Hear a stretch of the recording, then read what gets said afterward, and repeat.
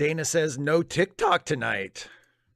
Did the stream actually go live on time, even though I didn't appear quite then? Hi everybody, welcome to the show. I'm glad you could all be here.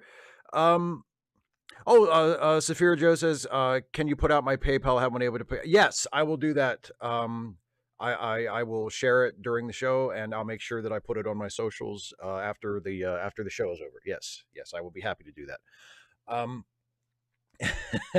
You couldn't see me, Dana, because I always wait until it clicks over to the hour to make sure that I get any last second questions from the patrons and the members. And speaking of which, I will be spending the first portion of the show responding to questions that were submitted ahead of time by my wonderful Patreon patrons and channel members. So if you have something that you want me to talk about in the live chat, something you wanted to bring up, a question you wanted to ask, or especially if you were thinking of being generous with a super chat, if possible, please hold on to that stuff until after I get through all of the patron and member questions, and then I will turn my full attention to the live chat, because while I'm answering the patron and member questions, I'm not paying attention to the live chat.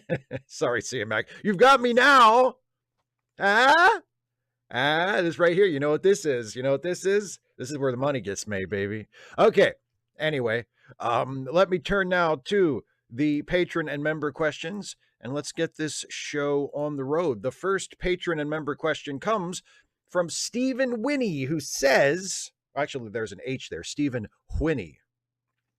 If you woke up tomorrow and found you were an ensign on board any Starfleet ship from any era, which ship and captain, if it had more than one, would you want to serve on, and why? Captain Pike's Enterprise from Strange New Worlds, because Captain Pike really seems like he gives a shit about the crew, and that's the ship I would want to serve on. Captain Pike is, I've made videos about it in the past. I think he's the platonic ideal of a Starfleet captain. He is everything that Star Trek and various Star Trek characters have always told us that a captain should be. He's all of those things. So I would want to serve on Captain Pike's Enterprise as depicted in Strange New Worlds. I mean, like Captain Picard seems like a good guy to serve under. That might be cool. But Pike's Enterprise would be my choice. Oasis. And also I know that probably irritates David Colby when I say I would serve on the Strange New Worlds Enterprise because it's the best and Captain Pike is the best. And I know that needles him. So that's not why I'm saying that. It's just a bonus. Oasis says, hi, Steve. I hope you are and everyone in the chat is doing as okay as you can be. I saw a Blue Sky post from a New York Times writer talking about accountability for Trump and whatnot. I don't know about you, but I see that as incredibly hollow considering the work that the paper did to get him elected in the first place. I would chalk it up to me just being jaded if the New York Times didn't have a pattern of doing stuff like this for decades. But I don't know. What do you think? Am I jaded, or do you think I have a point? Much love to you and everyone else. Stay strong. Right back at you. Thank you very much. No, I don't think you're being jaded. I mean, it is a little, you're right. It would sound cynical if there wasn't a track record to look at. It would seem like, well, gee, they were awfully soft on Trump leading up to the election. And now that Trump has won the election, it feels like they're going to hold him accountable, not only to try and claw back some of their journalistic integrity, but also because that'll probably sell more papers, right? If you've got the shamelessly, buffoonishly corrupt and incompetent guy coming back to be president again, and the paper of record is now going to be like, and we're going to hold him accountable every step of the way. You just watch. We're not going to let him get away with anything, and we'll make sure the people are informed. Like, they're going to sell more papers that way. It is too bad that they didn't have that attitude heading into the election. I don't know if it would have turned the tide, if it would have made a difference, but it probably wouldn't have hurt if the New York Times was a little more, hey, we're going to hold Trump accountable, before he was actually the fucking president. But no, I don't think you're being jaded. Oh, Thunderbird calls. This is a good one. What is your favorite Star Trek theme? TNG for me. Thanks. And of course, TNG is also the theme from Star Trek: The Motion Picture. Uh, I mean, that opening title theme to First Contact is really beautiful. The First Contact theme by Jerry, also by Jerry Goldsmith, because he also did the motion picture / TNG theme. It might be that one, the opening title from Star Trek First Contact. That's such a good piece. Or the opening title from Star Trek 2. I really like that as well. I mean, I could go on and on about favorite Star Trek. If you're talking about absolute favorites, probably First Contact and followed by Star Trek 2. But I mean, you really can't. I don't really think there's been, other than Enterprise, which had the right idea of picking a pop song for the opening title, but just picked the wrong pop song. Other than that, I think all of the Star Trek shows have had, well, and the Lower Decks theme. The Lower Decks theme was good the first time I heard it when it was the theme for Galaxy Quest. But other than that, other than those exceptions, I think the opening themes for the Star Trek shows have all been and movies have all been very good. Marie Stanley, Captain Sisko's kiss of greeting for his son and his father melts my ice cold cinder of a heart. Do you think that was Avery Brooks's idea? I do. It wouldn't surprise me. It wouldn't surprise me. I know that he got to a place. I'm not sure how he felt about it when he first started, but I think eventually he got to a place where he felt very close to his character as an actor, and he especially identified with and wanted to sort of spotlight the idea of Sisko not only as a father but specifically as a black father to a black son. You know, he wanted to show the family angle, and that Sisko was not just a man on an island, that he had connections, that he had a son, that he had a father, and that he could be a role model to everybody, of course, but specifically to black viewers.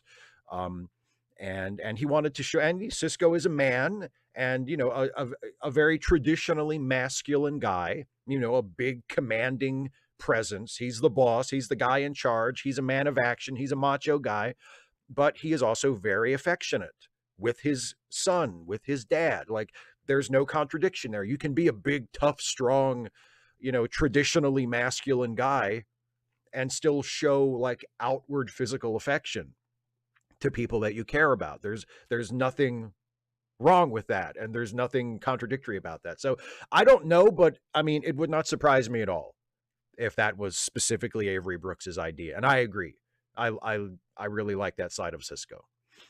John Collins. Hey, Steve, I enjoy your channel. I've recently joined your channel. The diversity of subjects on your channel is wonderful. Your direct-to-camera essays are must-watch. Your essay about Beni Israel is quite inventive. In reality, the only reason the U.S. supports Israel is because of Bible passages. That's it. It makes no geopolitical sense.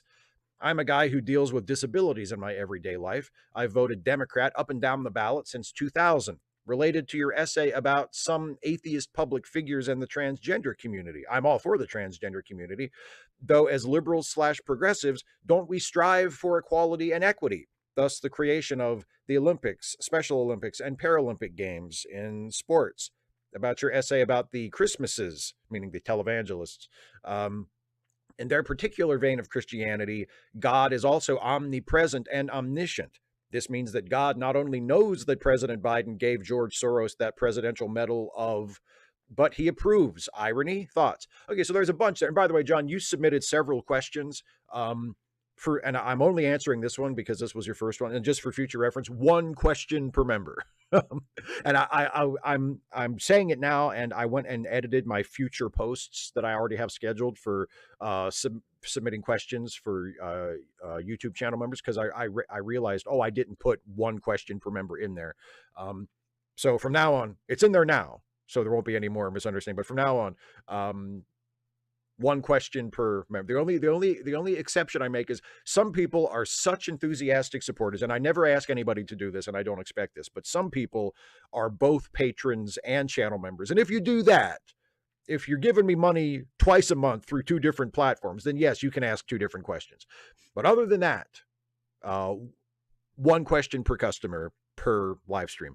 But anyway, As far as the transgender community and equality and equity, well, caring about equality and equity is why is why you advocate for the transgender community, because they are in a disadvantaged position and they need to be lifted up. So if once they are lifted up and once their disadvantages are addressed, then we will have equality from that perspective. And as for sports, it can be a complicated matter, but I feel like the various governing bodies of sports were doing a very imperfect, but also a pretty decent job of deciding when it was fair and when it was not fair for a particular trans athlete to compete in a particular category. Again, it wasn't perfect, but they were doing a fair job as far as I could see before this all got politicized and turned into a culture war.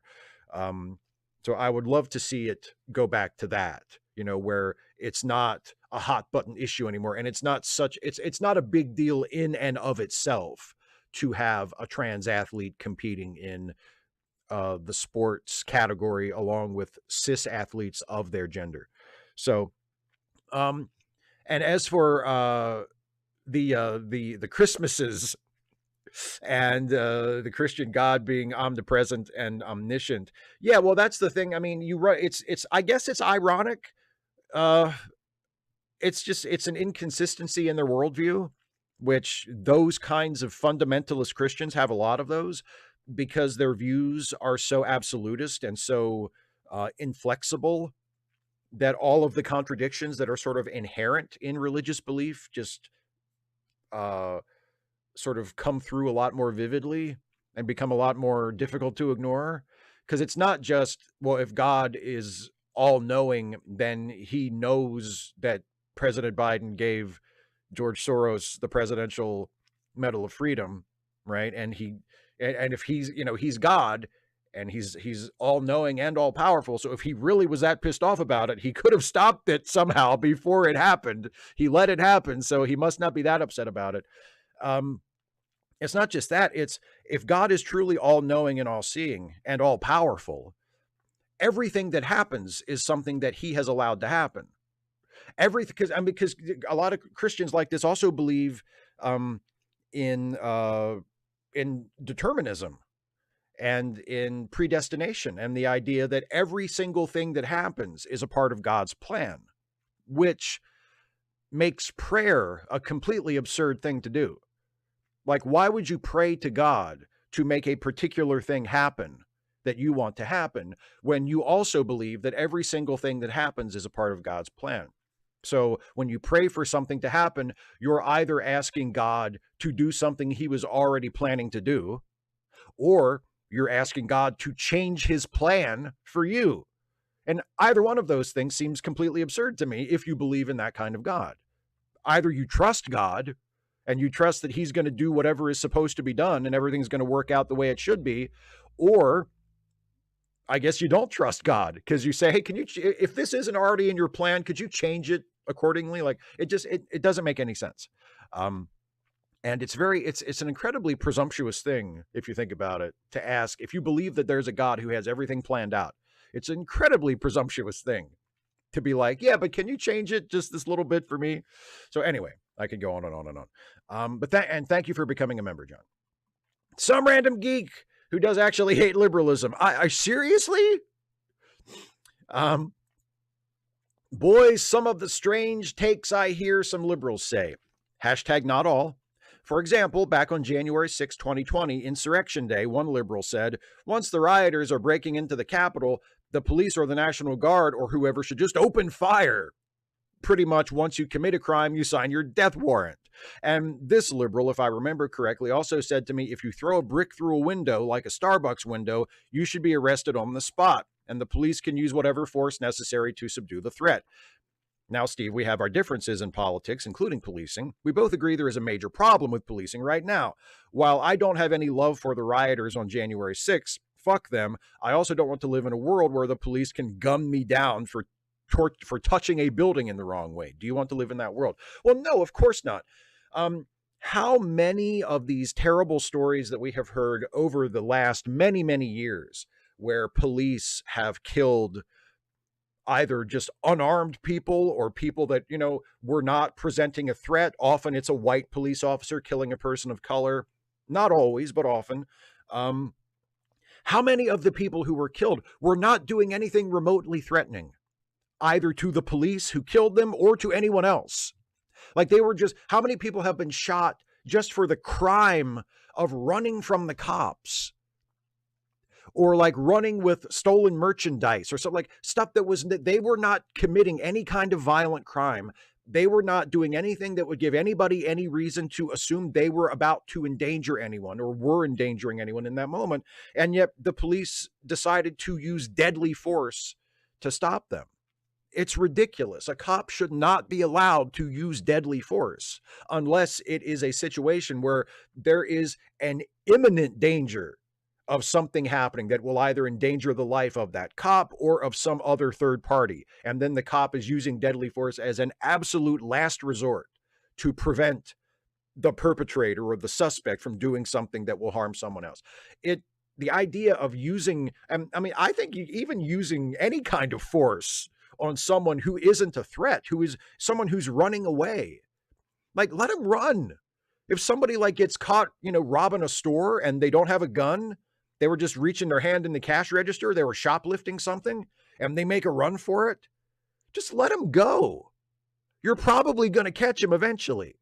Like, they're not going to run off and murder somebody if you don't chase them down and break their legs or shoot them in the back. Let them go. You'll catch them later, right? If someone gets caught shoplifting and then just takes off, chances are they're not a master criminal. You've probably got their face on a security camera or somebody recognized them. You're going to find them.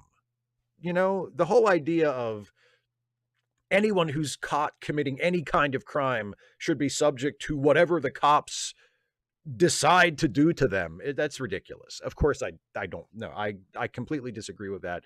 We agree on that, Geek, 100%. No, cops should not be trained and should not be allowed to get away with using excessive force. It's right there in the term excessive force, but they should not be allowed to use force on suspects that are not necessitating them to do it in that moment. If a suspect is fleeing, or just failing to comply, like that's not a reason to pull a gun out and fucking shoot somebody or seriously injure somebody.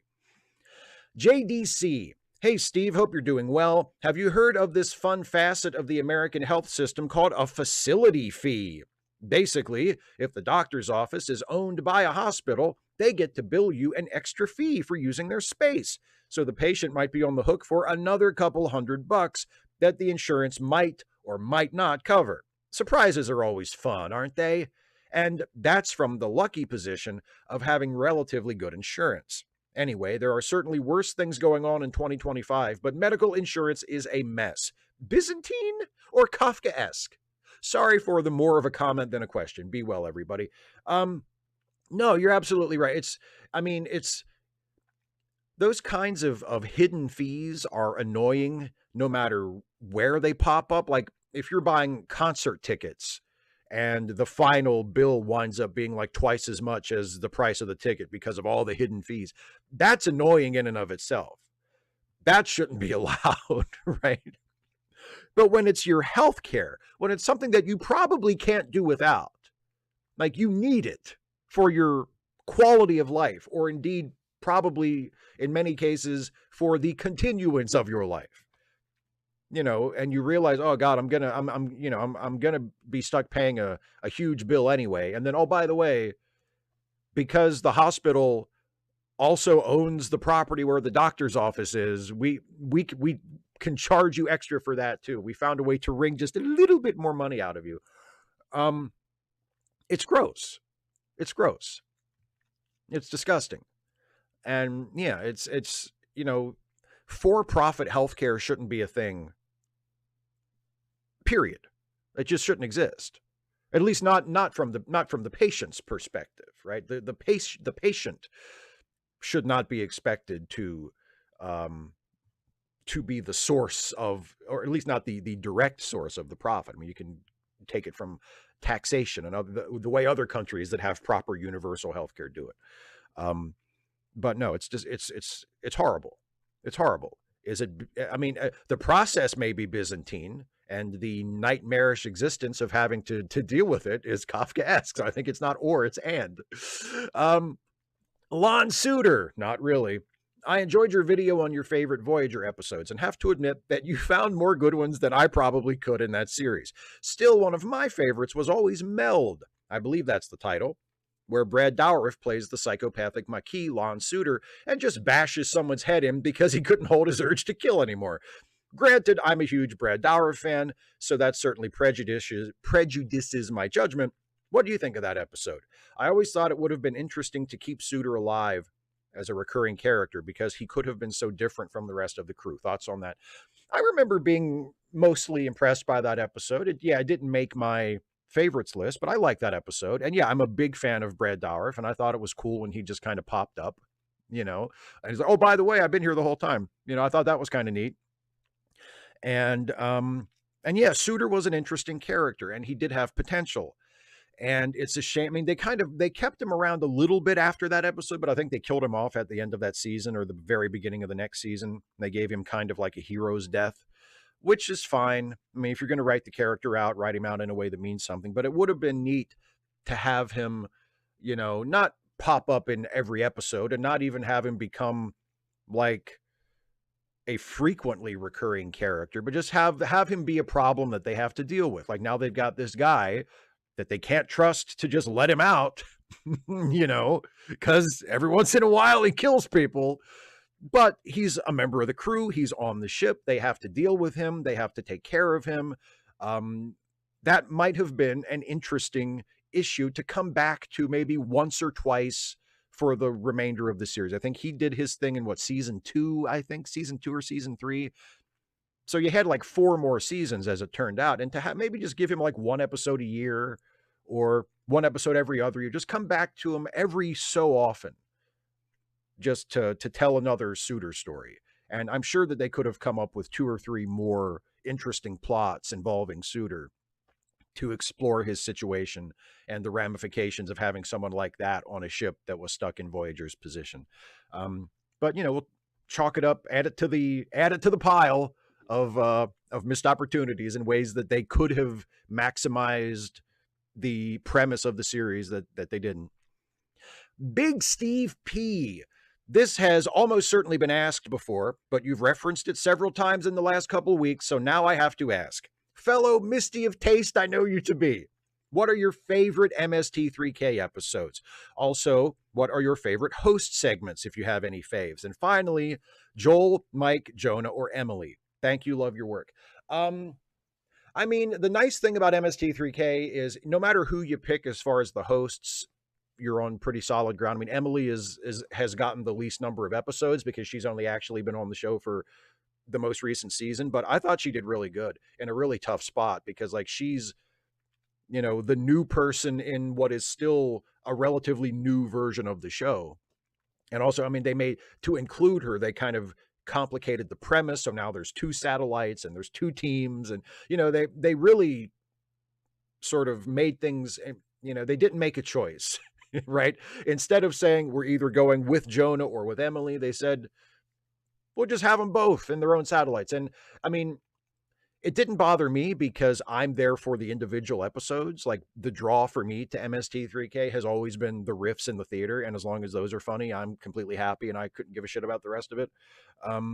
But it does kind of complicate the concept of the show a little bit. But no, I thought Emily did a good job. But if I had to pick a host, I think I'm going to go with Mike. I think Mike's my favorite. I like Mike's sense of humor. I like Mike's on-screen persona and his delivery. I like his relationship with the bots, and because he's sort of in an equal or lesser position with them, whereas Joel was very much in like a fatherly position, and Mike is sort of, he's either on their level or slightly below their level in the pecking order, and I think that's a really funny dynamic. As for favorite episodes, I think I've talked about this relatively recently in the past couple of months. My all-time favorite episode is The Amazing Colossal Man, which is also the first episode I ever saw. I was clicking through the channels late one night and I just happened upon The Amazing Colossal Man. And I had heard about the show, like I knew that Mystery Science Theater existed, but I had never actually watched it. And I was just channel surfing one night and that was the episode that was on and I was hooked instantly. Like, and it was in the middle of the episode. Like they were already in the theater riffing on the movie. And I was a fan from that point on. I instantly got it. I instantly liked it. And, you know, we were off and running. But I mean, you know, my favorites are probably a lot of other people's favorites. Manos, Space Mutiny, Overdrawn at the Memory Bank, Cave Dwellers. Oh man. Cave Dwellers, Pod People, Mitchell, Touch of Satan, Laser Blast. What was the one, the guy, oh, what was the, I can't think of the title, but the guy with the time machine in the airplane. I can't think of the title, but that's a great one. Yeah, there's so many great Mystery Science Theater episodes. Of the more recent seasons, I love Avalanche. I thought that was hilarious. I love Mac and Me is a really good one. What's the one? The Bigfoot one. Cry Wilderness. That might be my favorite. That's so funny. Yeah, and favorite host segments. Jonah's song in the first episode of the revival. The every country has a monster on Reptilicus. That's a really, really good host segment. That song is great, and the performance of it is just perfect. I wonder how many times they had to go through that for you know, for everything to just for them to nail it so perfectly like that. That was great. The host segment with Mike in the Bots from Laser Blast, where he does his Captain Janeway impression and then segues seamlessly into his Tina Turner impression at the end. That's a great one. Joel and the Bots on Santa Claus Conquers the Martians. When he's asking, I think it's at the beginning. It's when Joel is asking the robots what they want for Christmas, and they all go through and they say what they want, and Joel is like writing it down. He's like, well, maybe, maybe not. Okay, I think that's okay. And then they get to Crow, and he says, what do you want for Christmas, Crow? And Crow says, I want to decide who lives and who dies. And Joel just says, oh, I don't know. I love that. So anyway, that's my gushing about MST3K. For this week. Thank you for the question. I love to gush about MST3K, one of my favorite shows ever. Mike the Tired and Weary, will you address Steve Shives' fan service? You know, the elephant in this room. I have no idea what you're talking about. I have no idea what you mean by Steve Shives' fan service. If anyone in the chat, after I get done with these and I turn my full attention to the chat, if anybody wants to enlighten me as to what he could possibly mean by Steve Shives' fan service, I will entertain suggestions, but I honestly have no idea what you could possibly be talking about. David Colby wants TV shows made with more filler, made cheaper, with less action scenes, and he's not joking. I believe you. I believe you.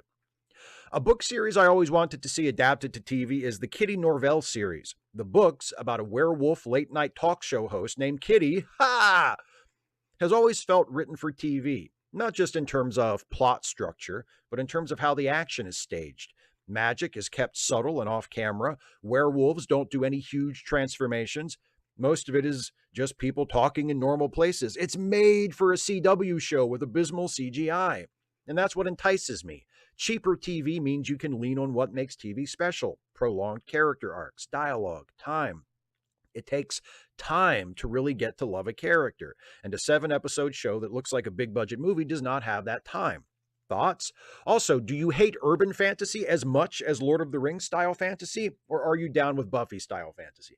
Well, I mean, case by case, obviously. It depends on the show. But generally speaking, I am not instantly turned off by Buffy style fantasy. I'm instantly turned off by anything that feels like it's going to be as up its own ass as the Lord of the Rings, regardless of the setting, whether it's like high fantasy or more sort of modern set fantasy. But no, I mean, I like Buffy and Angel. I like Harry Potter. I mean, I like the movies. I've never read the books. But no, I don't have as instantaneous an aversion to modern set fantasy stuff as I do to the quasi medieval high fantasy stuff that just puts me in a coma, even thinking about it. Um, and as for I agree with you, but again, I feel like it's a case by case thing. In general, I think you're right that if you have more, if it's a well written show with good characters that you want to get to know better, yes, of course, it's better to have more episodes. It's better to tell more stories. You know, I mean, a 7 episode season that is 7 different stories featuring the characters is way better to me, in theory, than a 7 episode show where the 7 episodes are all just telling the same story stretched out over 7 episodes. Star Wars Skeleton Crew just wrapped up, and I think it was 8 episodes. And the episodes were kind of sort of standalone, but they were all in the service of the same basic story. Like the general arc of the show was, you know, one big story, but they would visit different planets and different places each week, and they'd have little adventures in the context of the, so it was kind of trying to do both. But it was only 8 episodes, and by the end of that, I loved those kids. I loved Jude Law's character. You know, I was fascinated by him, and some of the, even some of the parents who were not in all of the episodes and really only had a small amount of screen time to establish themselves. But I liked a lot of them and found them very, very intriguing, and didn't feel like I was missing out because I wasn't getting more of them. You know, so a well-written show that only has 7 or 8 episodes can do just fine in terms of getting you to love a character. I mean, for Christ's sake, a 90-minute movie can get you to love a character if it's done right. Like the time, I sort of resist the idea of that the time is the issue. The time is not the issue. It's what you do with the time. You know, the original BBC version of The Office, Ricky Gervais and his personal bullshit and the fact that he turned out to be a massive asshole in real life aside, the original British Office is 2 6 episode seasons and a Christmas special. That's not very much, especially by American TV standards. But by the end of those episodes, by the end of that very short show, I love those characters. I'm deeply invested in those characters. You know, I want to see what happens with Tim and Dawn. I want to see what happens to David Brent. I want to see if he's going to get fired and how he's going to react. You know, I'm invested because it's a good show and it uses the time it has in the best way that it can. So it's not the number, to me, it's not the number of episodes, and it's not the time that the show has. It's what is done with it. But as a general rule, I agree with you that more episodes with characters that you could get to know and like is better than fewer episodes, and more stories is better than one story just stretched out beyond all reason. A patron with a reminder for the apathetic: sticking your head in the sand only leaves your ass exposed. Good advice. Words to live by. Thank you for your enjoyable content and the chance to interact in your community. I became a member with a 1-year upfront payment because my financial situation is constantly in flux. I had an opportunity to give in a time of excess. Nothing is constant, and as costs rise, choices must be made. Food, rent, and internet are my major expenses. As I need shelter and nourishment, I've had to drop internet. As this is my last foreseeable participation in Ask Away, I have a request. Since Dom McCann will be back soon to make America grotesque again, could you please give me a parting facepalm 5? Not an episode, just the gesture filled with the appropriate anguish, futility, and exasperation for that another 4 years are sure to warrant. I'll peek in whenever I'm in a free Wi-Fi zone. I get disconnected on the 25th. At least I can watch the Section 31 movie before my web goes dark. It had better not suck. Thanks for all the co-mingling. Insert creepy changeling sex noises. Peace and long life to all. Well, thank you very much. I hope that your situation improves very soon. And for your viewing pleasure, okay, I'll give you 2 facepalm 5s. I'll give you like an acute one and more of a, you know, kind of a long suffering one. Okay, so the more acute one would be something like, like that, right? I mean, let me take the hat off because you can get a good smack that way. So it will be like, right? And the the other one would be kind of like Captain Picard in the meme, right?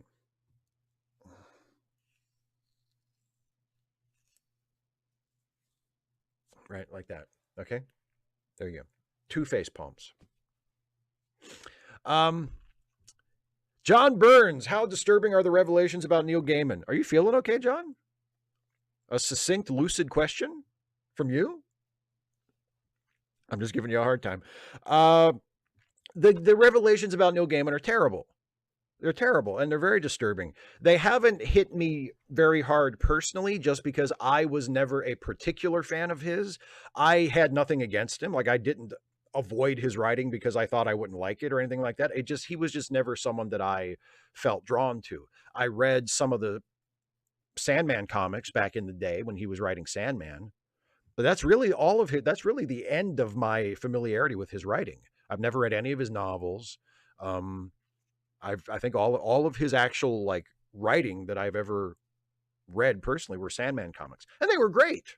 Like they were great. The Sandman is a great comic, but beyond that, I don't feel close to him or close to his writing, so I'm not like personally devastated by it. But I understand people who are. I mean, just like with um, Harry Potter fans, and now they have to deal with what a transphobic piece of shit J.K. Rowling is. You know, like I don't feel, even though I already said earlier in the stream, like I like Harry Potter and I like the movies, but I never read the books and I never felt especially close to that character or to those works. So I don't feel personally betrayed or heartbroken by J.K. Rowling turning out to be a fucking horrible asshole. But that's what she is. And I feel for the people who are personally hurt by having the author of one of their favorite things turn out to be terrible. And the same thing with Neil Gaiman, and he turns out to be terrible in a different way. But I mean, the the accusations made against him are terrible and inexcusable.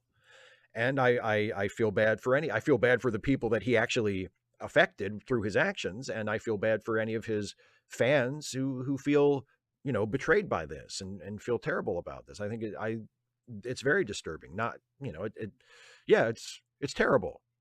It sucks. It sucks.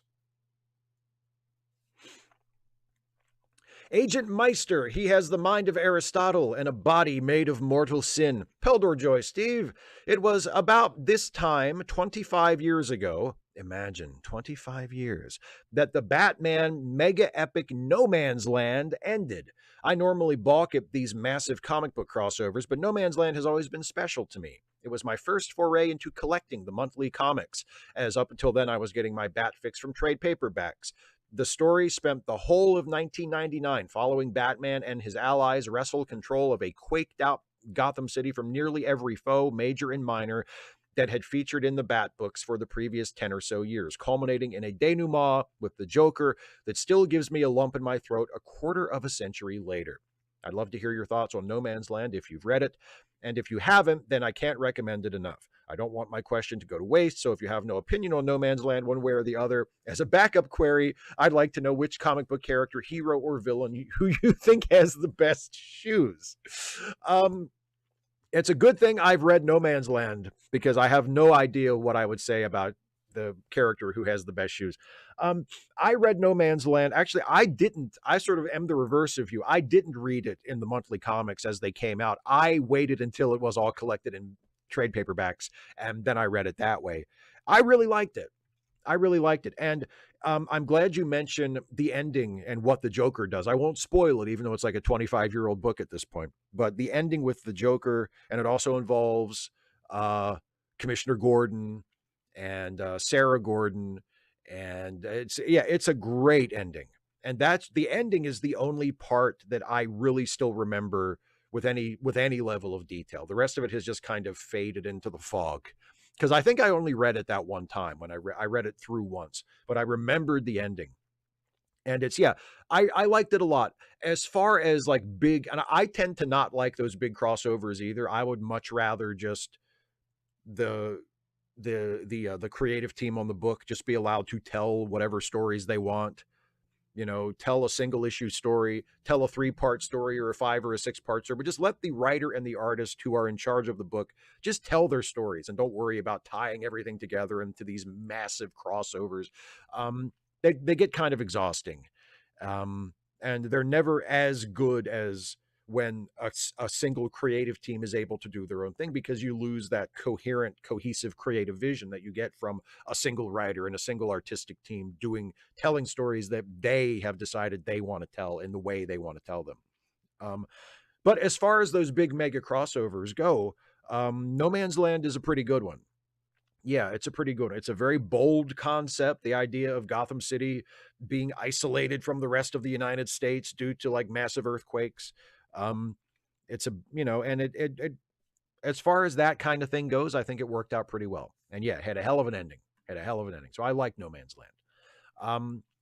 General Contact Unit Problem Child. Why do you think some progressives are convinced Trump voters must have some sympathetic reason for voting as they do, i.e. like economic anxiety, rather than just that they're relatively privileged dicks who feel threatened by things like tolerating queer folks or racial equality?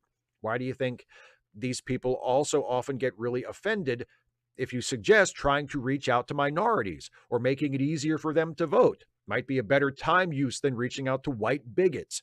I've noticed a lot of the progressives who do this are themselves white. I wonder if this phenomenon has to do with the fact that if you were raised as a white person in the U.S., there's a good chance you can remember a time in your life when you held some pretty bigoted and or right-wing beliefs, i.e. even if it was just when you were a literal child. Because of that, I wonder if a lot of white progressives view giving up on Trump voters as giving up on their past selves in some way, and so resist it. Possibly. That's getting a little far into psychoanalysis for people that I don't even know personally. But I don't think it's completely off the wall to propose that as a possibility. I do think it's a good point that a lot of people who, I can say this about myself. I had my Rush Limbaugh listening young Republican phase that thankfully I grew out of.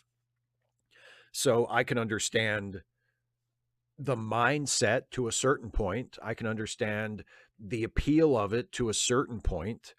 But at the same time, you have to balance that out with the fact of, a lot of Trump, some Trump voters are relatively young and might see the light and grow out of it. But a lot of Trump voters are people in their 40s and 50s and 60s and even older. And you have to ask yourself, is it really worth the effort that it would take to change this person's mind? And can I even expect that that would happen? And I'm not saying that it's impossible to change an older person's mind. And I'm not saying that, if you're still a conservative when you're in your 40s or 50s or 60s, that you're never going to change. Like, I'm not saying that, but it feels like it's a lot easier to reach and persuade a younger person who maybe hasn't been thinking seriously about politics for very long versus someone who has convinced themselves for decades that they're in the right and people who disagree with them are the ones with their heads in the clouds or whatever. It might be part of it that that white progressives are reluctant to give up on themselves, so to speak. Maybe. I think also it might be kind of a misguided sense of practicality. Like a lot of them sincerely feel like persuading white people, and specifically persuading white conservatives to vote for progressive candidates, is the only way to win. Like they are not convinced that reaching out to minorities and reaching out to progressive minded people who don't vote or haven't voted regularly, they don't see that as a reliable path to victory.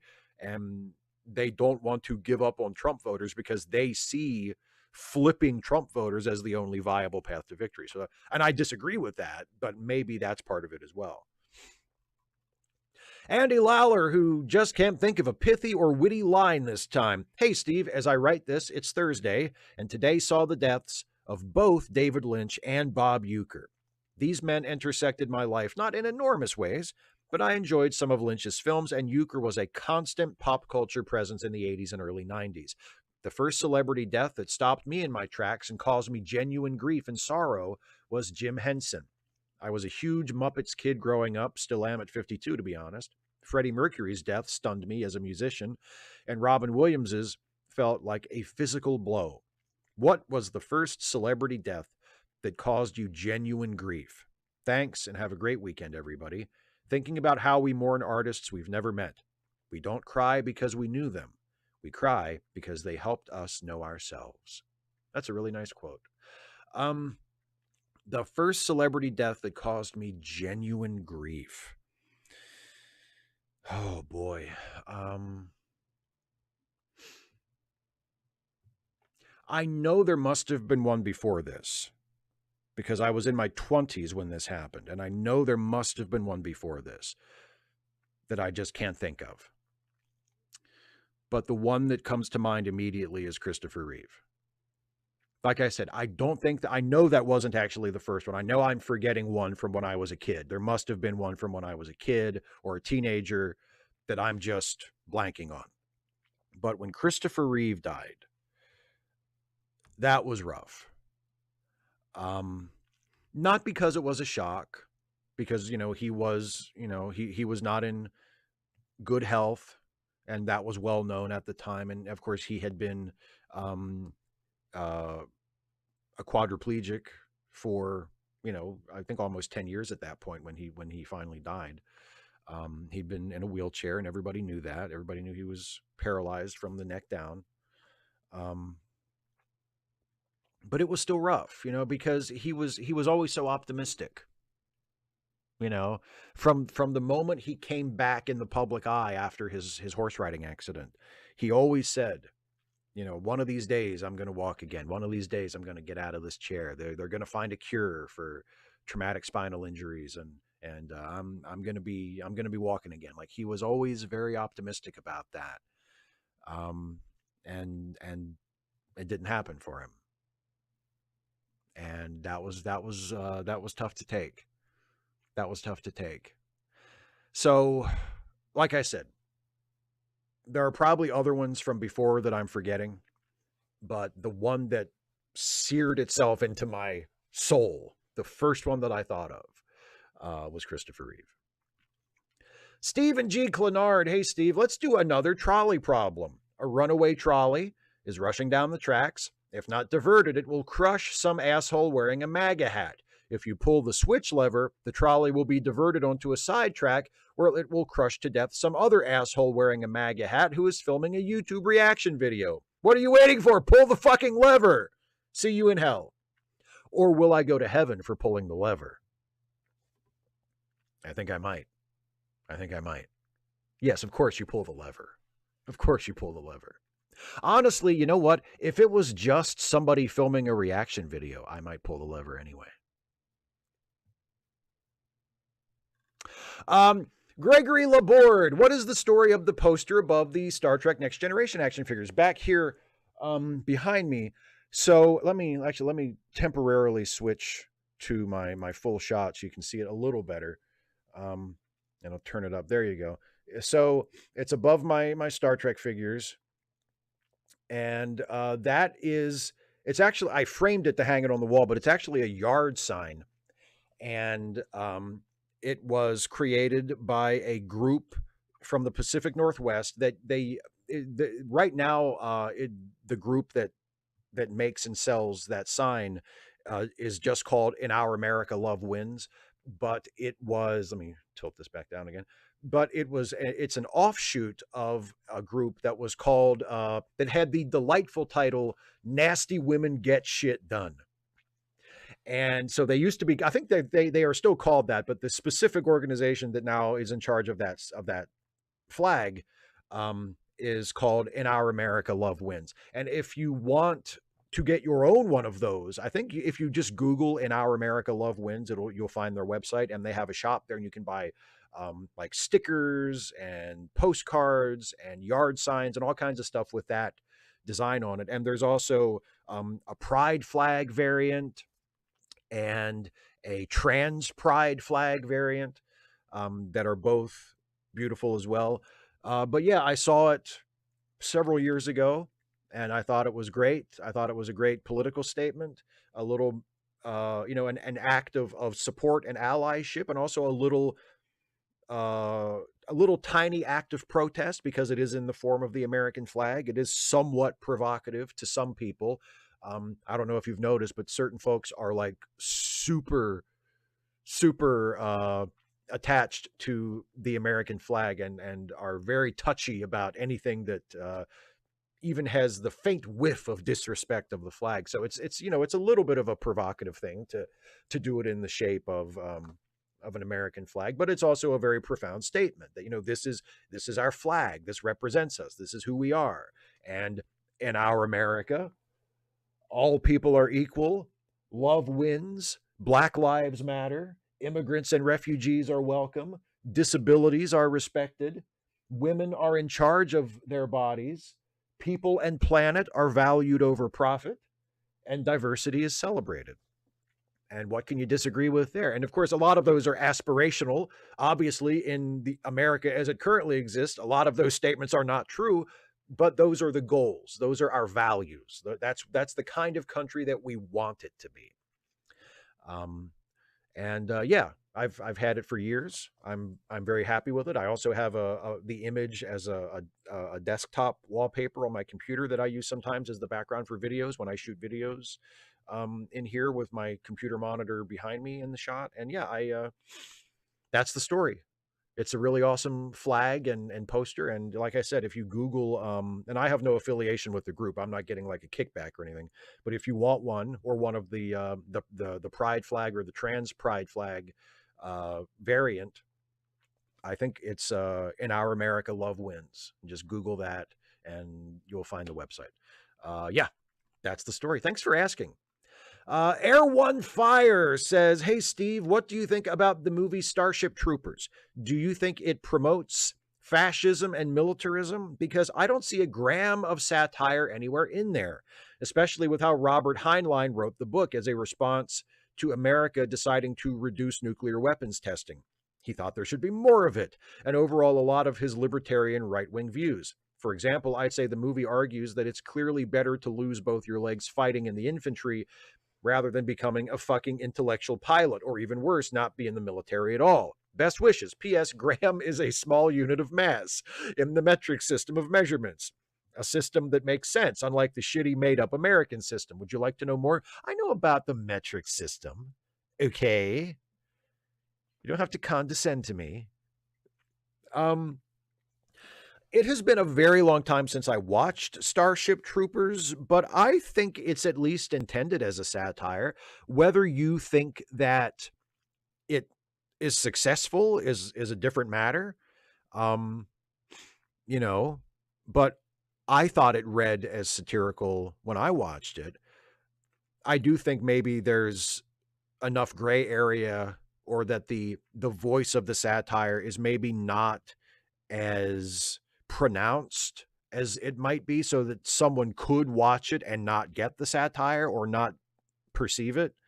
But I read it as more or less satirical, and I don't think, I've never read the book, but Robert Heinlein didn't write the movie. It's based on his book. It's adapted from his book, but just because the book was not satirical, does not mean that the movie wasn't satirical. The book and the movie are completely separate things. And as far as I know, Paul Verhoeven intended it to be a satire of the book. Paul Verhoeven, the director of the movie, was not a big fan of the book, and the only way he could see to make a movie of it was to approach it satirically. But yeah, obviously, your mileage may vary, but I didn't see it. At least I don't see it as intending to promote fascism. I feel like it's intending to satirize it. But again, this is just from memory, and it's been a very long time since I've seen the movie. If I watched it today, I might come away with a very different feeling about it. Isaiah Taylor. So, Steve, I bought the first season of the 1990 show Step by Step, 1991 to 1998, for Christmas, and I'm really enjoying it. 90s TV sitcom intros are my favorite, and Step by Step has the best one. especially when I'm stoned and the closing saxophone is the icing on the cake. But I do have a question. Do people actually talk like that from the show in real life back then? I'm channeling my inner Troy when she questions Picard about the world of Dixon Hill. Were American sitcoms dolled up like this to sell the idea of a typical American family to a post-Soviet communist world to be like, hey, look at us? Steve, have you seen Step by Step before? I'm hooked. Also, I'm planning on getting into the music of Ethel Cain, singer-songwriter from my hometown of Tallahassee, Florida. She is also autistic, so we have that in common and probably more. Well, that's cool. Awesome. Good music. Good new music is great. Getting into new music is great, especially if it's local music. That's awesome. I watched Step by Step back in the day. Step by Step was one of the linchpins, I guess, of the mighty TGIF lineup on ABC. The TGIF sitcom lineup that used to include Family Matters. Very early on in TGIF, it also included one of my all-time favorite shows, Perfect Strangers. Perfect Strangers was actually one of the original TGIF shows, but I think TGIF came about in the waning years of Perfect Strangers, so I think it was only part of TGIF for like its last season or two. But yeah, that's where, I mean, Family Matters was there, Step by Step. There were a bunch of them that kind of came and went. But yeah, I remember Step by Step. I remember the theme song. I remember it was Suzanne Summers and Patrick Duffy as the parents. And it was kind of like a Brady Bunch premise where it was a blended family. I mean, it's a corny old 90s. I don't remember it being particularly good, but it was, it's a very light, frothy, lightweight 90s ABC TGIF sitcom. So it's I mean, I'm sure it's fine. And it probably is fun to watch, just if you just want to watch something and you sort of turn your brain off and be like, let me watch something from TV on the 90s. Did people actually talk like that? I don't remember the dialogue well enough to give you a concrete answer. I suspect, remembering sitcom dialogue from the 90s just in general, that it was probably a case of they probably took certain words and phrases that were in popular use at the time and stuck them into the dialogue in an attempt to sound hip and contemporary, and probably didn't do a very good job of it. But yeah, I mean, if you make the adjustment of sitcom to reality, people probably talked like that. Again, I would have to watch to see exactly what you're talking about.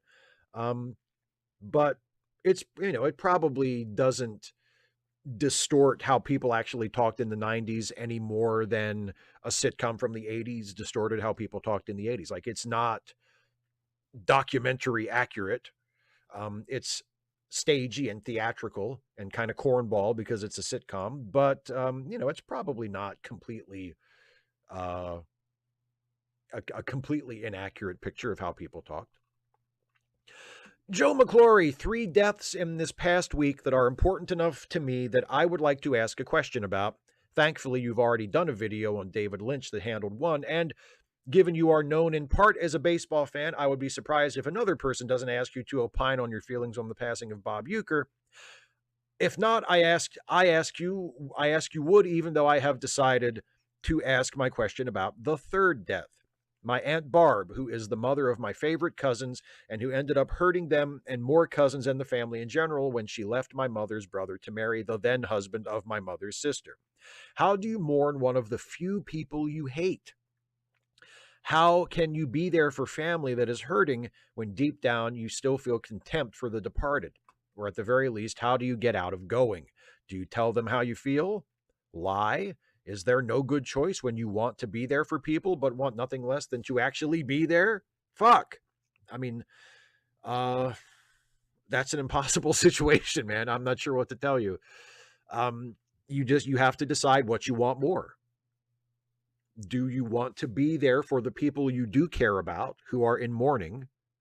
Or do you want to not participate in this and not be there? And if you do decide to go and take part for, the grieving of this person that you hated, you're not doing it for her. You're doing it for the people that you care about. And that might mean you have to bite your tongue a little. You have to hold some things in and not tell everybody how you really felt about this person that you thought was terrible. But that's why you're doing it. You're doing it for the people that you care about, not as a way of letting the person that you hate off the hook for the wrong that they did, right? That's how you should look at it, if that's what you decide to do. On the other hand, if you decide not to go, not to take part, and I want you to hear me when I say this, and this is just me. I'm not, I'm nobody. I'm just a guy. But since you asked, and if you need to hear this from somebody, if you don't want to go, if you don't want to go to the funeral, or you don't want to go to the memorial, or you don't want to go to the family dinner where everybody's gathering together to tell stories about Aunt Barb, right? If you don't want to go, that's completely fine. You don't owe that to anyone. All right?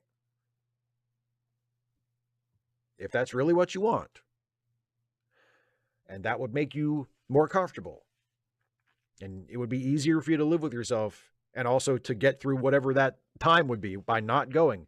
You don't owe it to anyone, right? It doesn't sound like the people who want to mourn her are going to be all by themselves with nobody to comfort them. They can comfort each other, and they don't need you to be there. And if you would rather not be there, that's completely fine. And you don't owe anyone any explanation. You can just say no. You can just decline. You can just not go. It's okay. But again, weigh that accordingly. Like, that's my opinion. Weigh that accordingly. You may have other factors to consider, but that's just how I feel about it. Oh, and Bob Uecker. Nobody else asked about Bob Uecker. Yeah, I mean, the loss of Bob Uecker doesn't hit me as hard as the loss of David Lynch, but I mean, he was Mr. Baseball. And he was one of the greatest color commentators in baseball. I always loved watching baseball games where Bob Uecker was on the call. He was so funny and knew so much about baseball and was such a great personality. And he was a funny actor too. He was the dad on Mr. Belvedere, which was one of my favorite sitcoms when I was growing up. Mr. Belvedere, I don't believe was ever part of the TGIF lineup, but it was on ABC. And I loved Mr. Belvedere, and Bob Uecker was the dad in that, and he was great. He was really funny. And of course, he was in Major League and The Naked Gun, and he was, often he was playing himself or a very thinly fictionalized version of himself, but he was great. And he was an institution in Milwaukee. He was an announcer for the Brewers, up until recently, I think. Like he was with the Brewers last year, wasn't he? And he was 90. So he had I'm so happy that he had a nice long life, and he was successful, and he was inducted into the Hall of Fame as a broadcaster. And I think he knew that everybody loved him and that he was regarded as, one of the good things about baseball. And yeah, he'll be missed. He'll be missed. Yeah. So thank you for asking about Bob Uecker as well. Siamak, who is indeed late, but equally inscrutable. Greetings, Steve. Well, here we go. It's offensive that monster is being sworn in on Dr. Martin Luther King Jr. Day, but here we are. But to keep my head in the sand mentality, let's keep this light. Are you more excited for the upcoming season of Strange New Worlds or for the Section 31 long trek? I have to imagine it's Strange New Worlds, but can you expand on what specifically you're looking forward to? That Vulcan trailer gave a lot of folks pause, but I've been loving Strange New World so far, so I'm happy to go along for the ride and see where it shakes out. I think a lot of people overreacted to that scene where they get turned into Vulcans. I mean, we'll have to see how it fits into the overall episode, but I feel like a lot of people just really overreacted to that. I mean, I get where they're coming from. I understand what their objection is. The idea that, you can give someone a shot and then, they just become a Vulcan with all the logical training, et cetera, et cetera. Who knows how they explain that in the full episode? And even if they don't, if it's in the context of a funny, goofy, farcical episode, like I'm sorry. I wasn't upset about it at all. I didn't fucking care. But no, I am looking forward more to Strange New Worlds just because I know that show, just because I I know those actors, I know those characters at this point. I have, after 2 really good seasons of that show, I trust the people who are making it. I expect season 3 to be good. I would be surprised if it wasn't good. I'd be disappointed, but like Strange New Worlds has a track record, and so I'm looking forward to it because it's the thing that I know, and I'm hoping to get another season of what so far has been a really good show. With Section 31, it's more of curiosity as to what is this going to be. And also, I mean, hoping that even if I don't like it personally, hoping that it at least is popular enough that they continue to do things like this. I would love for Paramount to continue to do like one-shot TV movie, streaming movies for Star Trek, in addition to doing shows and stuff. I feel like that would be a really, and hopefully maybe eventually to use that format to explore different things, to show us new characters, not just do spin-offs. I mean, I hope that it is successful and popular enough that it's something that Paramount thinks is worth investing in the future. Whether or not I personally think it's a good movie, but I hope it's a good movie. And I'm looking forward to seeing Michelle Yeoh as Giorgio. She's a lot with, despite the certain problems I might have with that character, she's great, and the character out of context is great. So I'm curious and looking forward to it, and sort of cautiously optimistic about Section 31. But I'm looking forward more to Strange New Worlds because I know what I'm getting with that, and I'm expecting it to be good. Russell, hey Steve, jokingly in my veto voice, maybe you can do it better justice. I'm going to ask you some questions that you can't refuse. I don't really have a veto. I'm sorry. I don't really have a Brando. LOL. Okay, Steve, I waited a long time for this, but which film do you like the best, and why? Also, was Michael innately ruthless, or was this caused by a set of circumstances? I know this is fictional, but you do character analysis all the time, and finally doing character analysis, why is Vito, even though he is a criminal mob boss, portrayed as the hero? I would love to hear your thoughts on what I think are 2 masterpieces. Okay, lastly, side quick question. Do you see the end of Godfather 2 coming when you first watched it? I still have room to add more. I suggest if you haven't already seen this, sure, you should watch The Godfather, the complete epic, which is 1 and 2 in chronological order with all deleted scenes added in them. Very powerful. Look forward to seeing you soon. P.S. Hi, Stuffy. Can't wait to see what you will do next. Okay, let me see here. Which film do I like best? Probably Godfather 2. I think both of them are masterpieces, but I think I like Godfather 2 better.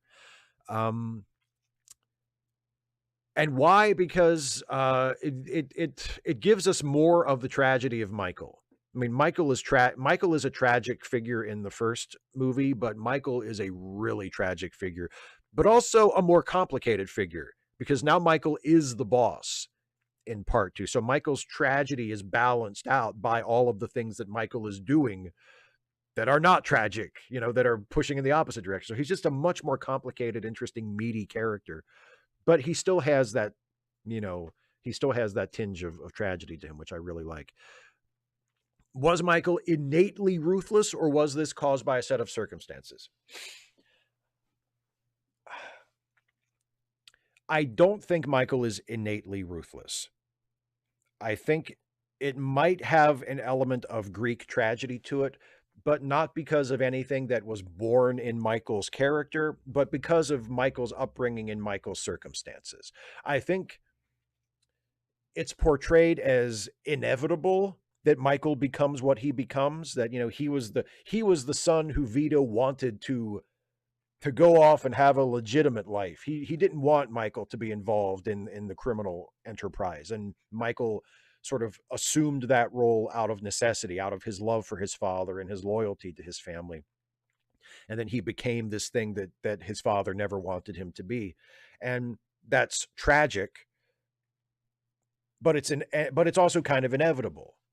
But it's not inevitable because of anything about Michael himself. It's inevitable because of the circumstances, not just the circumstances of the films, but the broader circumstances that we're shown of just the family that he's born into, right? Like, how is he ever supposed to escape this? And that's a theme that's carried through, even in the really the terrible Godfather 3, that theme still carries over. The idea of the sins of the father are passed on to the children. You know, Michael, to a certain extent, doesn't have a choice because of who his father was and because of the life that his father led and the choices that his father made.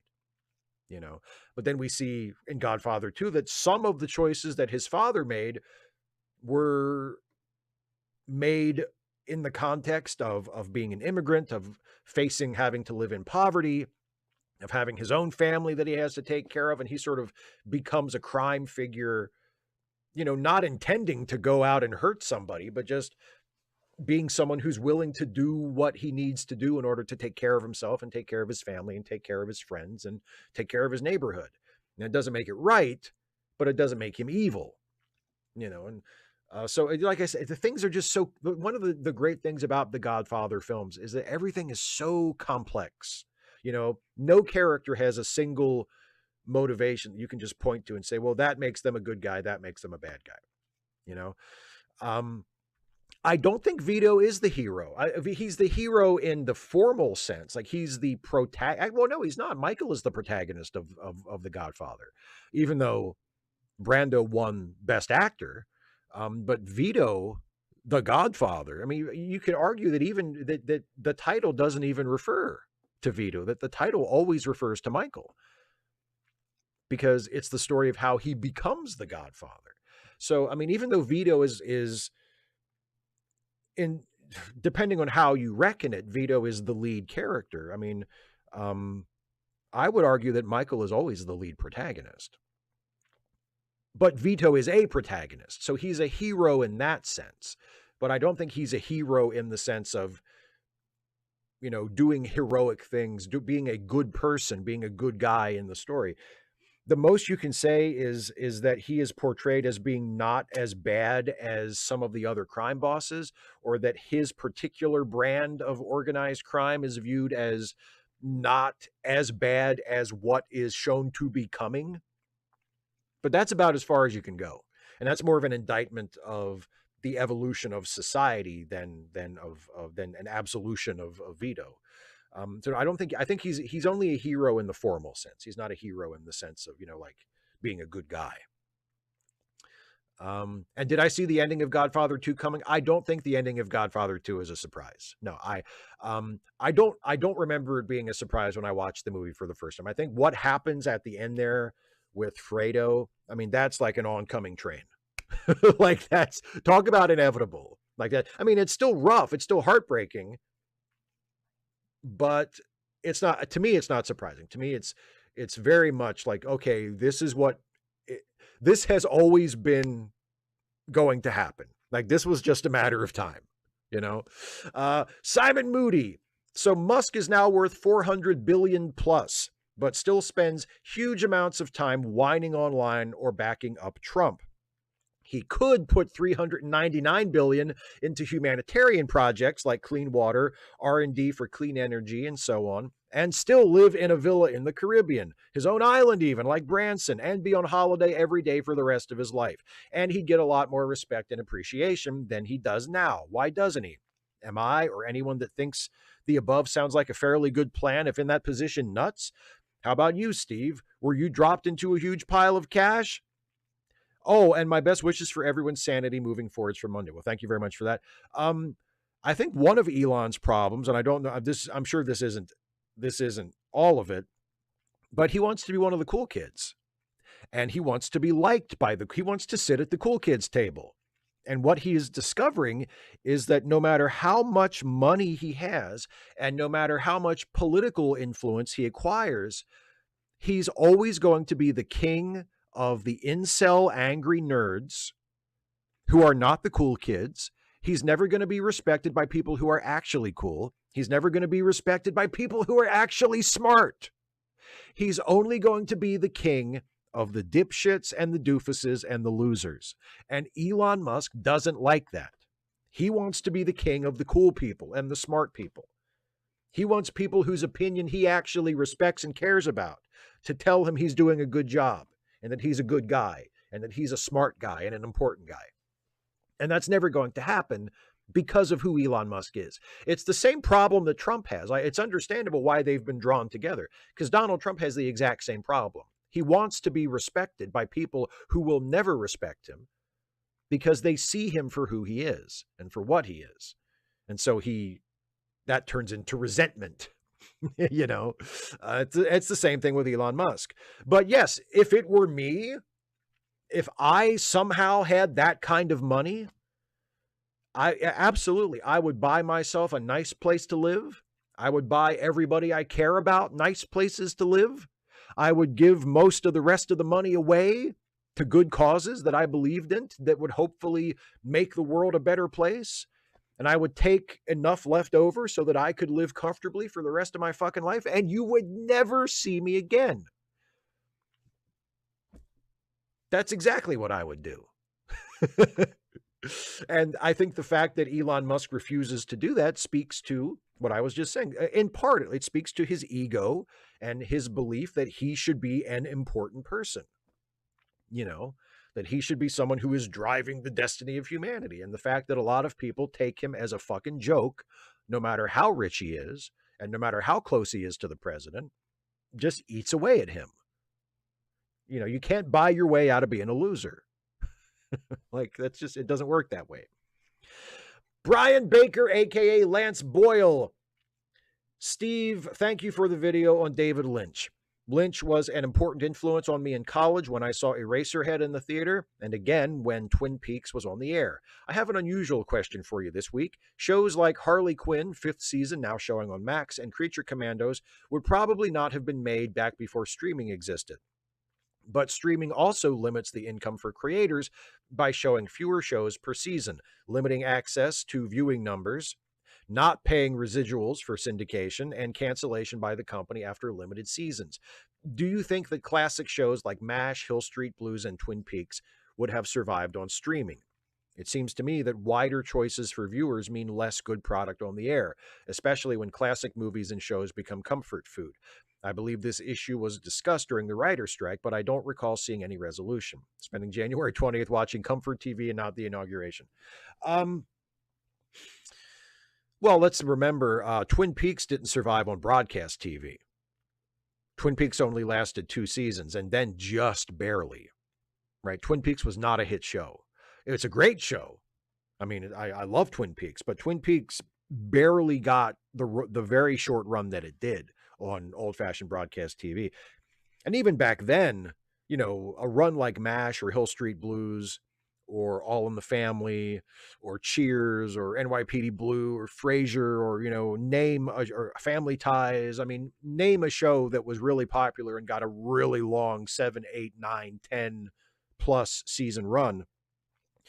Those shows were the exception rather than the rule. And there are some shows in the streaming era that have gotten the modern equivalent of that. But again, they are very much the exception to the rule. So, you know, do I think that shows like MASH or Hill Street Blues would have gotten incredibly lengthy runs during the streaming era? Maybe, maybe not. But most shows didn't get those kind of runs back in the day either. But I mean, I agree with you on there are all sorts of reasons why the streaming model and the way that the streaming model is currently financed and the way studios have exploited differences in the streaming model versus the old network broadcast TV model to pay people less. Like those are serious major problems for writers and actors and, you know, people who actually work on and make the shows. And they've been resolved in terms of, well, they agreed on a new working agreement for the next period of years, but have they been resolved permanently? Have they been solved? Like, are writers and actors and other people affected by these agreements being treated fairly, being compensated fairly for their work, and being given enough opportunity to work in order to earn a good living plying their trade? No. And hopefully that will continue to improve in the future. And a lot of that is specifically due to the streaming model and the way studios are exploiting it to their own benefit and to the detriment of the people who actually make the shows that generate the value in the first place. Dana, who couldn't keep up with Instagram or Snapchat, much less TikTok, People are talking about TikTok going away, and apparently the shiny new thing is Red Note. Is it Red Note? Honestly, I don't care. Anywho, over the last few days, I've seen a number of social media posts exclaiming over facts about America that apparently some Chinese people had not thought were true, because they had believed those statements were anti-American propaganda from their government, such as the fact that Americans work 2 or even 3 jobs. So apparently we live in enough of a nightmarish dystopian landscape that the plain truth seems like it was made up to make us look bad. No, it really just is that bad. Anyway, for my question, what facts about American life would you include on a list of this seems so awful that it must have been fabricated by our enemies? Oh my God. I mean, the poverty rate, the rate of gun violence, the stagnation of the minimum wage, the stagnation of wages in general, healthcare, the insurance industry. I mean, there's so much. It is a really good point. Because we Americans, because we live in it and have grown up in it and are used to it, a lot of us really don't understand how bleak it is here compared to other places in the world.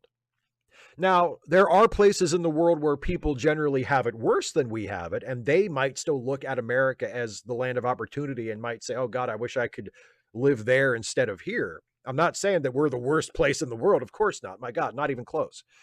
But there are lots of other countries where things, generally speaking, are a lot better, where there's way less gun violence, or maybe even no gun violence to speak of, where healthcare and education are affordable and accessible to everybody, where people are generally happier and live longer.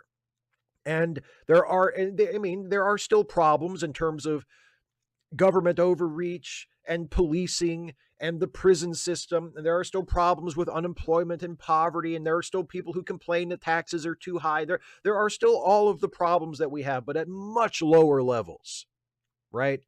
And much more manageable levels than we have. And life is just a lot less bleak in a lot of other places. So, and a lot of we Americans have a real hard time accepting that, or we're not even aware of it, because we don't know what we're missing. So, I mean, to hear that there are Chinese people who are shocked by how bad it actually is for a lot of us, that doesn't surprise me at all.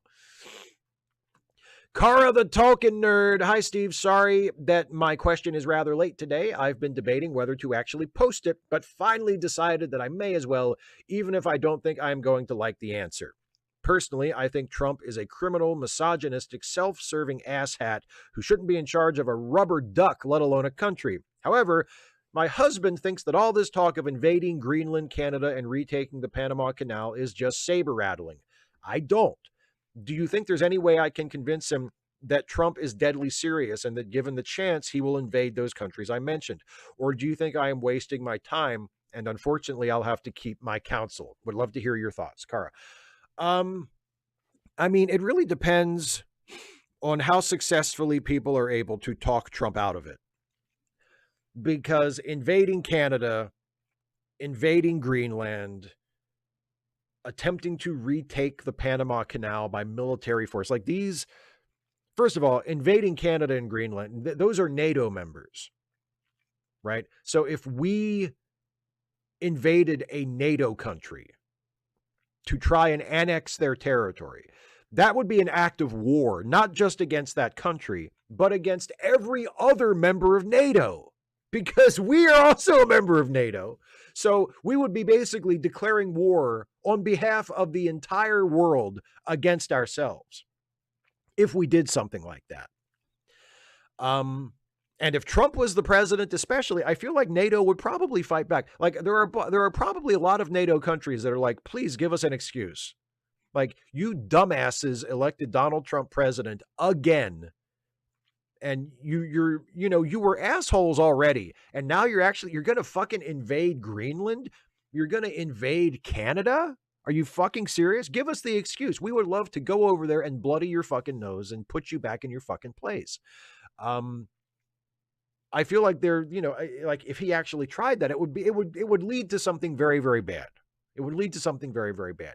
And I think there are enough people in his administration, which is not to say that they're good people, but there are enough people that would recognize, especially in the military, that would recognize that obvious fact. Like, we would be betraying members of our own treaty organization. We would be betraying our own allies and opening ourselves up to a declaration of war from every other NATO country. That's ridiculous. That's absurd. That should not be taken seriously for a second. You know? But it depends on whether or not Trump listens to them. And then if Trump does give such an order, it depends on whether or not people actually listen to him and carry it out. Or if they say, nope, fuck you, we're not doing it. So, I mean, if I had to bet, I would say nothing will come of it. If I had to bet, I would say we're not actually going to try to take Greenland by force. We're not actually going to do anything to Canada. We're not actually going to do anything to Panama.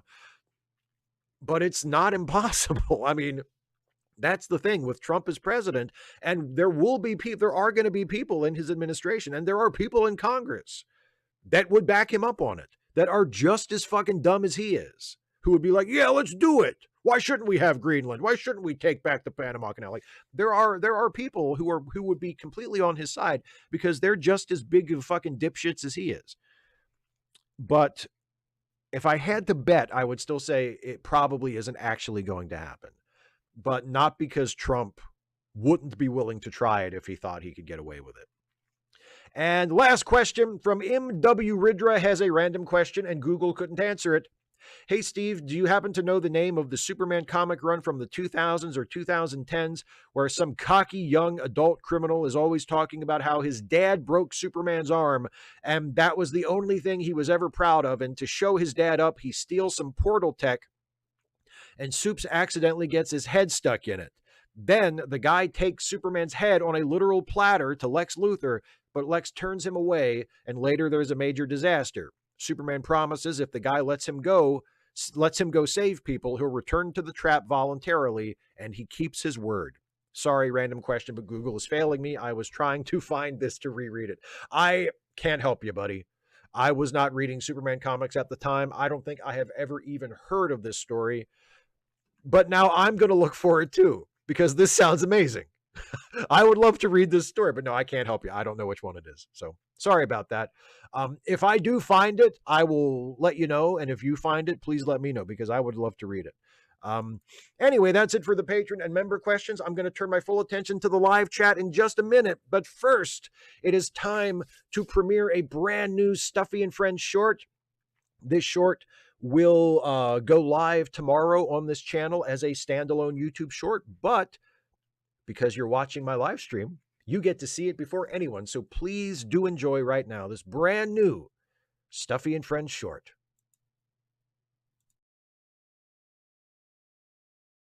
Can you explain something to me as though I'm a child? I've had years of experience. Okay, so I know I've had problems with AI in the past when I found out they were using my videos to train AI models without my permission. Right? But like, what is the actual threat of generative AI to the arts? Why are people so worried and mad about it? Well, at present, generative AI can't make anything new. It has no imagination, so all it can do is create familiar seeming works assembled from pre-existing pieces. So it's like a studio executive or a mainstream country music artist. Exactly. I get it.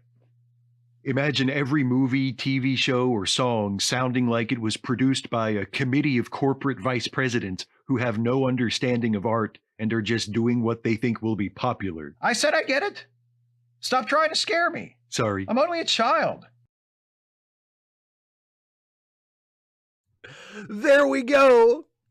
Hope you enjoyed that one.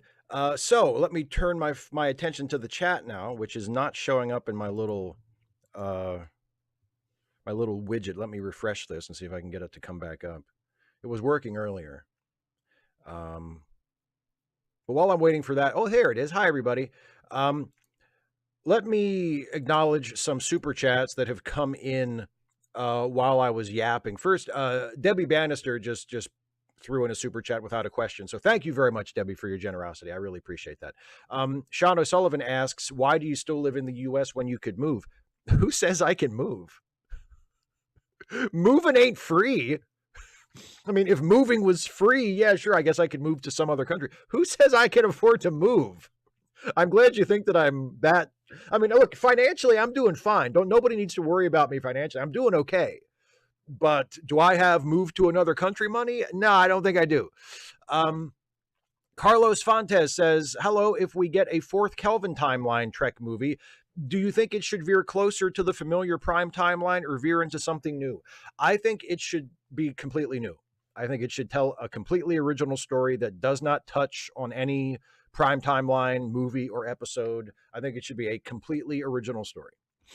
And then John Burns with a super chat says, I was voted minor league player of the year. I'd been in the majors for 2 years at this point. My favorite Bob Uecker quote. Yeah, that is a great line. Thank you for sharing that. All right. To the live chat. Oh, Dana, thank you very much. Dana says, delightful Stuffy show. I like that one too. It's a good ending, I think. Knit Crochet and Tiger says, Knit and Crochet Tiger says, wait, Superman can live through decapitation? I mean, if that's the way you write him, yeah, that's the great thing. Oh yeah, we cut off Superman's head, but turns out his head can survive without his body. Oh, all right. I mean, are you going to tell me he can't? I just wrote it. Some random, yes, I have seen the Coke commercial made by AI. Actually, I just watched that Some More News, where Cody talked about it. Yeah, it's like, why? Yeah, it's not great. People talking about so how they made Picard. Yeah, how they made a lot of stuff, Simon. Azalea, congratulations. Azalea says, I'm feeling triumphant. I finally submitted my passport renewal application after weeks, months of mental blocks and putting it off. Good for you.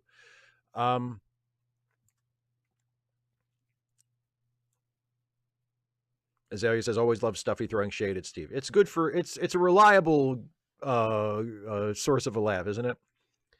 Double Guitars says, hey Steve, just want to vent and you are good at advice. So my boss took credit for my work this week. First time it's ever happened in my year there. Not sure if I should confront her. I mean, how important is it to you? Like, and if you confront her, is it like, I mean, are you going to get fired or is it going to make things weird with you and your boss? Like, what is the, what is the pro and con? And is it really worth it? It sucks. You should be upset. It's bullshit when anybody, especially your boss, takes credit for your work. But like, is it worth making a stink over?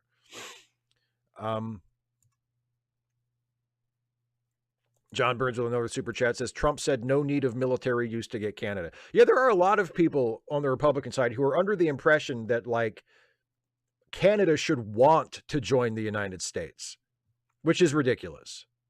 Like, why would people living in Canada, and again, life is not perfect in Canada. Canada has problems, but would I trade the problems of being an American for the problems of being a Canadian? Yeah, I probably would. The healthcare thing seems nice. You know what I'm saying? Like, why would people who live in Canada want to trade in whatever they have in Canada in exchange for what they have in America? It makes no sense at all. They have been completely blinded by their America first patriotic bullshit. They really have no idea how this country, especially how quality of life in this country, stacks up to other countries. Kirok with a member message. Hey, Steve, just curious. Did you ever see The Godfather Epic, The Complete Saga? I have never watched it that way. No, I've never watched that. I've only seen the original theatrical cuts of Godfather and Godfather 2 and Godfather 3, but we don't need to, no need to keep watching that one. Isaiah Taylor says, I used to think that being autistic and liking Star Trek and ocean liners would make me single forever, but at least I'm not Musk. Oh boy, you've got it all. In terms of like being likable and having a personality and being a good person, I mean, at least as far as I can tell from as much as we know about each other, you've got Elon Musk beat by a fucking light year as far as that, buddy. Daryl Letts says, okay, Steve, 2 points.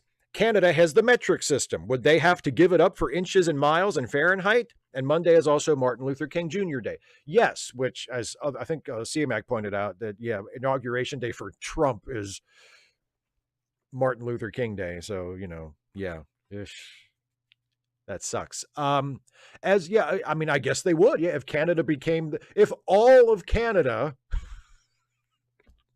became the 51st state, yes, I suppose they would have to give up the metric system in favor of the imperial system, or whatever the fuck we call it. Member message from Stephen G. Clenard. If they made a Godfather 4, would you prefer it to be in the Prime or Kelvin timeline? I think it should be in the Kelvin timeline. Because, I mean, like, it's just withering there on the vine. There's this whole new avenue, this whole blank slate for storytelling that, I mean, why not make a Godfather movie set in the Kelvin timeline? It would be a lot faster paced. It'd be a lot more action oriented, be a lot sexier. You could recast the characters with younger actors. Yeah, absolutely. It should be in the Prime. It should be in the Kelvin timeline.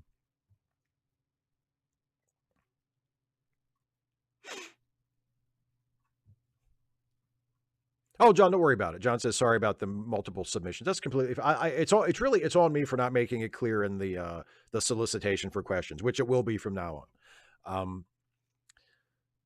CMAC, that's a good point. We tried to get Canada twice. It didn't go well. That's true. Yes, that's true. Although at least we did get a national anthem out of one of them. Kirok says, thank you for answering my Godfather questions. No problem. We don't discuss Godfather 3 with outsiders. Yeah, really. Patrick Wall says, recently my son came back from middle school and told me that they watched Measure of a Man in class and had to write their opinions. What episode would you show a class and why? Measure of a Man is a good choice. If not that one, maybe The Drumhead. Or, oh man, I'll be really subversive and show them The Outcast. Make sure you tell your fucking parents I showed you this one and tell them what it was about. And then tell them to call me so I can cuss them out to their bigoted faces if they had a problem with it. Yeah, Measure of a Man is a good choice. If not that one, I would say The Drumhead is a really good one as well.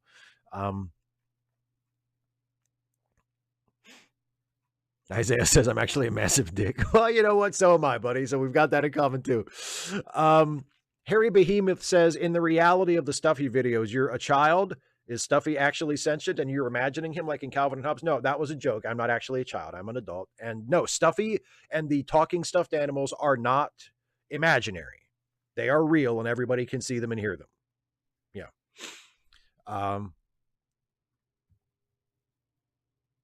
Kiara, Lilo, and Stitch, Lion King, UT, Sonic Girl 2004. That's a mouthful. I'll just call you Kiara. Hi.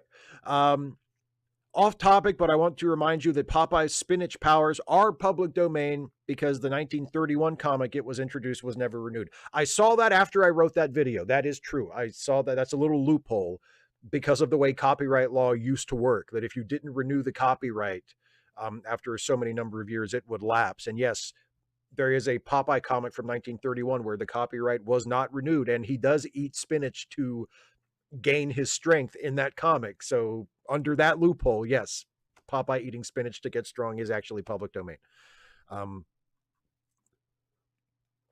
Caitlin, exactly. Shouldn't Canada become as many states as they have provinces? Yes, right. Why would it be one state? Why would half the fucking continent be one state? It's ridiculous. It just shows they're not serious people. Like, the threat they present is serious.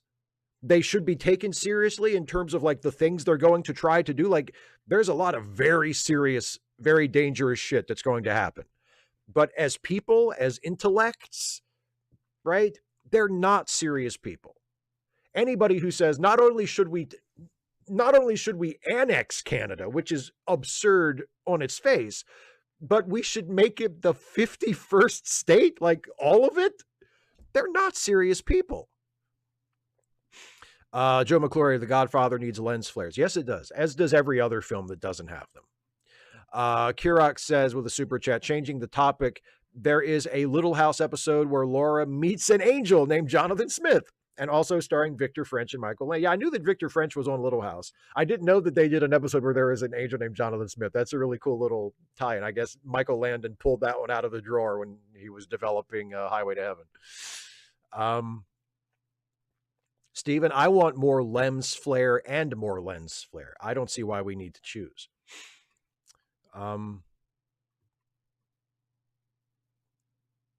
Aaron Fizz says, God, Lynch and talking about The Godfather makes me think of my dad. Both 80s Dune and Godfather 3 nearly made him cry in frustration at the movie theater. I'm so sorry that he took them so poorly. I mean,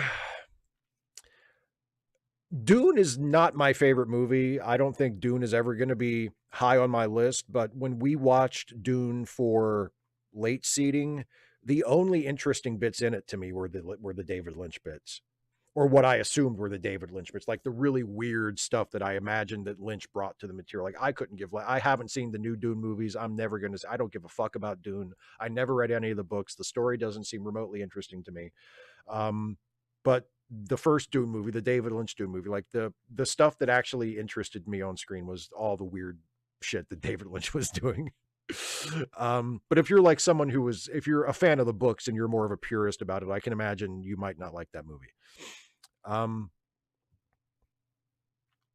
Double Guitar says, what the hell would the flag look like with Canada? It won't happen anyway. Actually, there are provisional designs for changes. Like there are provisional designs for the American flag for how it would look with 51, 52, 53 stars like that. Though it's just in case, like there are designs that are ready to be implemented if they're, like let's say if we make Washington DC or Puerto Rico a state and now there's 51 states, it's not going to be Canada, but yeah, there are designs for what the flag would look like if that happened. Stephen G. Clenard with a super chat. Thank you, my friend.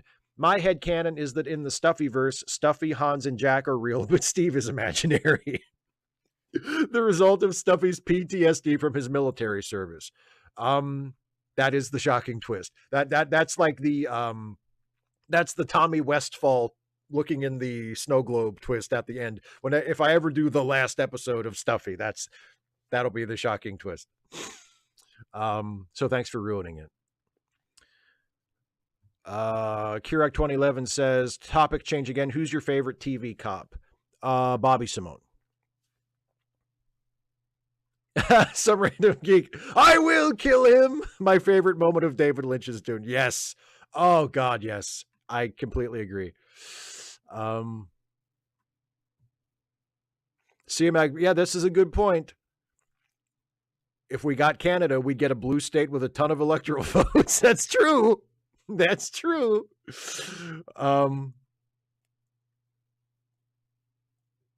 Fallout 2 Forever says, in your universe, are all stuffed animals real and sentient? That question has never specifically been addressed, but so far, every stuffed animal that has appeared in a Stuffy video has been real and sentient. So I don't know the truth is, if I could come up with a funny enough joke for an episode where where there is like a stuffed animal that is just stuffed, if I could figure out a funny way to make a joke about it, then that's how it would be. Like, it's all about the joke. I am not actually, this is something because Dana and I have worked. We haven't had time. We've both been very busy, but we haven't had time to work on it lately. But Dana and I have written some Stuffy stories together. And one of the points of disagreement between us is that Dana's method requires that the world in which the stories take place be consistent and make sense. And I do not care about that at all. Like, I don't need to explain anything. I'm not interested. So as far as we know, based on the episodes that I've actually made up to this point, both in the current iteration and in the old version when it was called Stephen Stuffy, because it's all the same thing.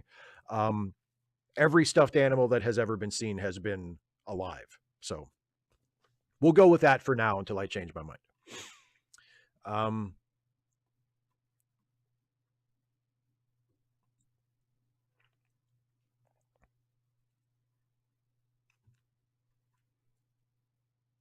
Kurek 2011 says Simone beats Sipowicz. Yes.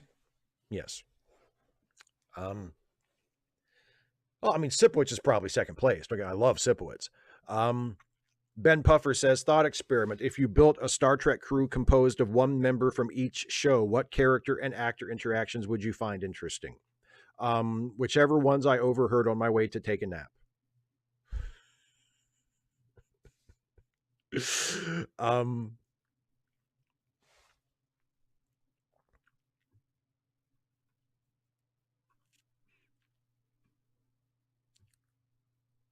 Dana says, okay, so you're not moving now, but if you were going to move to another country, which one would it be and why? Canada, because it's, as far as I can tell, it's the most like the US. And as I've said before to you and to other people, I hear Vancouver is lovely. That's probably where I would go. I'd probably move to Canada on the West Coast. Because the one thing about Canada that gives me pause is Canada's fucking cold. So I would want to move to the most temperate part of Canada, which seems to be the Pacific coast. So that's where I would go. Because that way I'm still in the same hemisphere. I'm in the same part of the world. Culturally, it's not radically different, you know. Yeah, it would be Canada. Slightly Ticklish says, hey, Steve, my dad and I never agree, though we're both on the left, but we watched TNG together, started sending him your Trek videos, and now we bond over your politics videos. Thanks for that, man. Well, thank you for telling me that. That really means a lot. I'm glad that I can be of use to you in that way. That's really cool. John Burns says, did you see my piece of the action super chat? Apparently not. Let me check again. I guess I missed it. Don't you mean a piece of the action Kelvin edition? Yeah. For the Godfather. That's good. Yeah, that's good.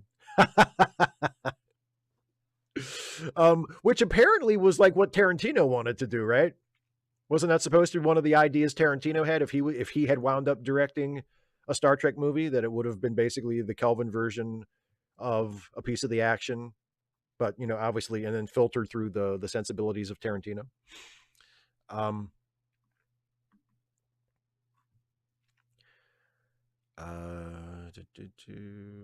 Caitlin says, I didn't realize the name had changed from Steve and Stuffy. Yes, technically it is now called Stuffy and Friends. Yes. Some Random Geek says, have you seen The Wolf of Wall Street? You know what? I have not seen The Wolf of Wall Street. I love Martin Scorsese, but that is such a long movie. And I just have not found the interest or the will yet to sit down and watch it. I'm going to watch it one of these days. I can't avoid it. Like I want to see it, but I haven't seen it yet. John Collins, this is a good question. What did you think of the cold open on the first Monday Night Raw on Netflix? I thought it was great. I liked it a lot. What I liked the most about it, because like they released it on social media before the show, so you could watch the video before the Netflix show actually started. And the video itself is really good and really well edited. And, you know, I love the sort of drawing the line from wrestling in, you know, the early part of the 20th century all the way through to today. I thought that was really well done. A little bit of fudging in terms, I mean, the evolution isn't quite as consistent as they made it seem, but really well done.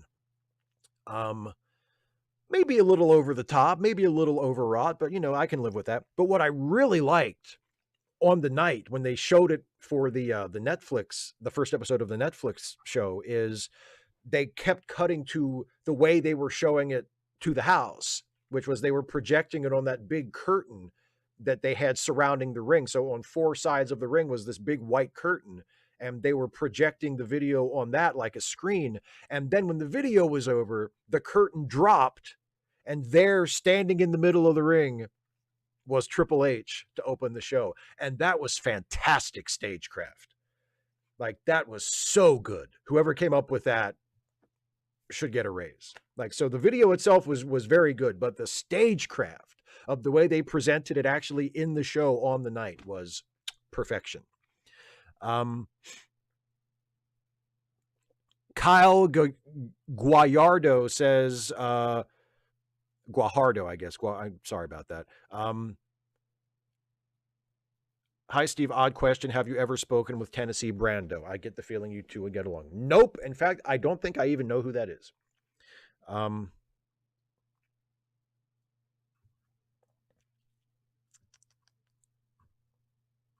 Air One Fire says, what is the most accessible David Lynch movie for someone who hypothetically really didn't like Blue Velvet and couldn't make it past 15 minutes of Mulholland Drive?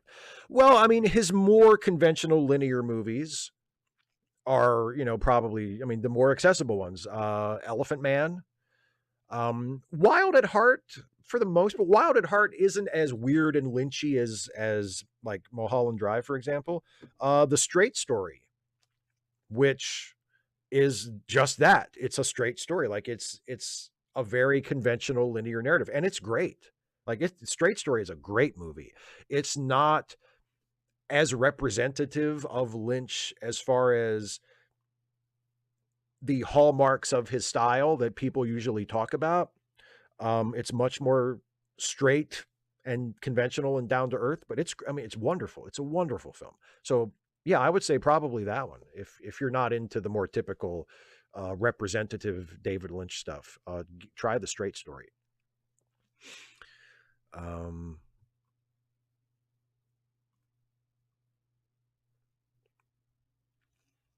Some Random Geek says, do you have a favorite Scorsese film? Oh yeah. It's tough to choose because God, he's made so many brilliant films.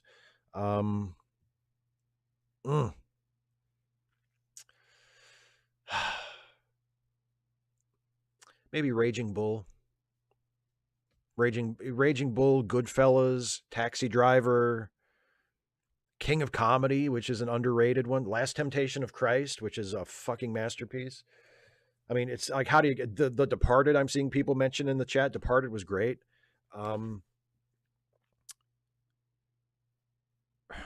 Probably Raging Bull, and maybe Goodfellas at second place. It's really tough to choose. Like, I really love Scorsese.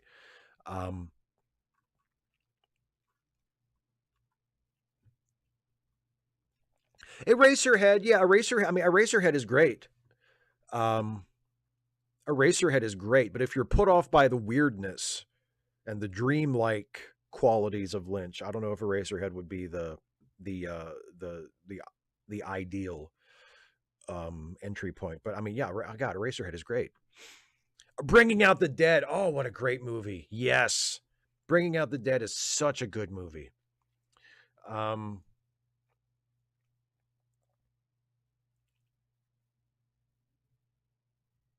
Yeah, double guitars. Yes, The Straight Story. It's the movie with the guy riding the guitar, riding the tractor. Yeah, yeah.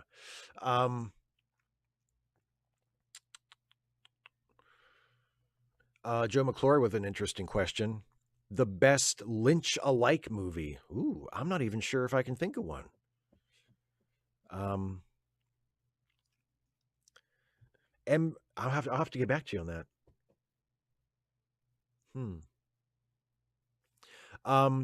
MVWF Match Vegas Wrestling Federation. Who is the best wrestler performing today? That's a good question. The best wrestler performing today. Oh man. Gunther. Yeah. Gunther is probably my pick as far as actual like in-ring performance. Yeah.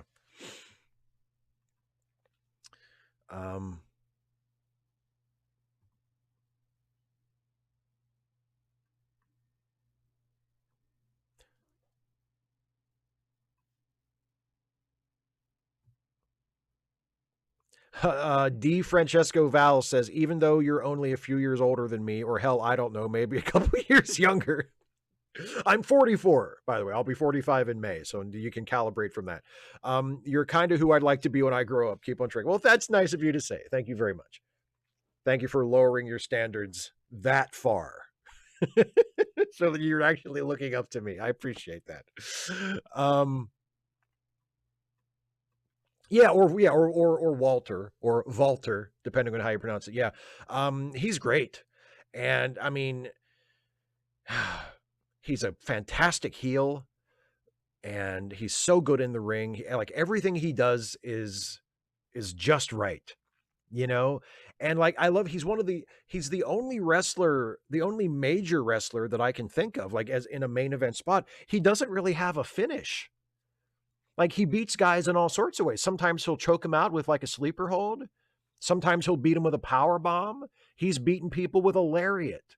Like, he has all kinds of moves that he can use to beat people that you believe, that are credible. Like, I love that about him. Yeah, he's one of my favorites. I would love there because he's only been the world champion for like about 6 months at this point, and he's been in the WWE for a few years, but he hasn't been there for a super long time. So there are so many like top level talents that he's either never wrestled or only wrestled once or twice. Like, I would love to see him wrestle Cody again. I thought his match with Cody at that last Saudi Arabia show was fantastic. And I love that finish where Cody just barely slips over him. It's a great finish because Cody gets to win, but it doesn't make Gunther look bad. I would love to see Gunther. I mean, if Gunther wrestles Cena this year during Cena's farewell tour, that would be great. I'd love to see Gunther versus Punk. I've kind of got my fingers crossed for Gunther versus Punk for WrestleMania this year. I think that will be fantastic. Yeah, he's great. He's great. Dana says, does the Macho Man Randy Savage have a son who's continuing the gig? No, he does not. No, he does not. I don't think Macho Man had any children. I could be wrong on that, but I don't think Macho Man had any children. John Burns says, should Edward Snowden be rewarded with a pardon? No.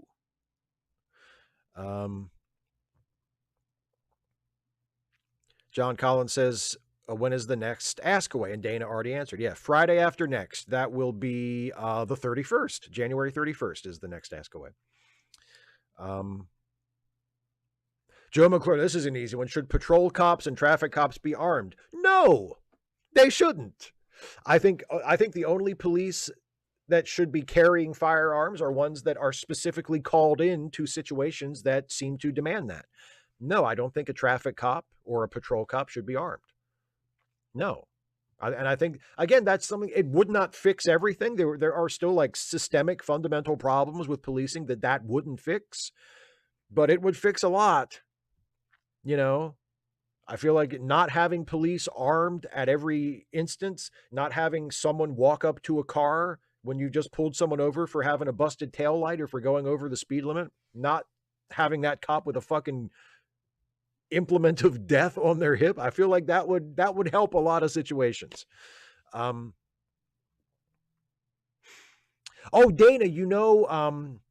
Dana says, I asked because I happened to see a Slim Jim ad and it looked like it was him and some younger guy who was dressed and acting like him. I haven't seen that commercial, but I know that they have done some more recent Slim Jim commercials where they mix like footage of Macho Man in with other more recently filmed stuff. I don't think I've seen that one in particular. I have seen, there's one, they did a Slim Jim commercial with LA Knight and Bianca Belair, who are two wrestlers who are currently on the roster. I don't know if I would call LA Knight a dead ringer for Macho Man. I don't think he looks like his son, and I don't think he was dressed like Macho. He was dressed like LA Knight, but I don't think I've seen the commercial you're talking about.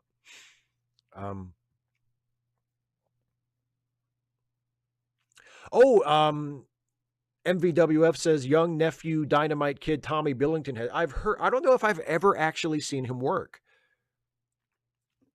But I mean, he's from the right family for good wrestlers. Kirok says, and if a criminal has an armed gun in their car, wouldn't they be screwed? Yeah, but that doesn't happen very often, does it? I mean, that's the thing. That doesn't really happen very often.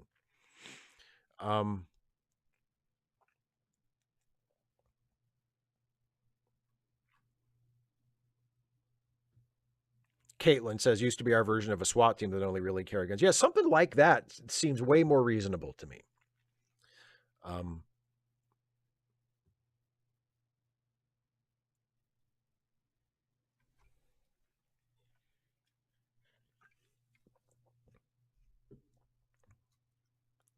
Yeah, Kirok, it does happen, but it doesn't happen very often. So should we allow cops to carry guns all the time because every once in a blue moon they might need one during a random traffic stop and accept all of the other problems that come with that? It's like you're weighing your your pros and cons there. John Collins says, oh, Harry Behemoth says, I think Jay Lethal is Macho Man's son. I mean, he's good enough. The Macho Man impression he does is good enough that you might think so.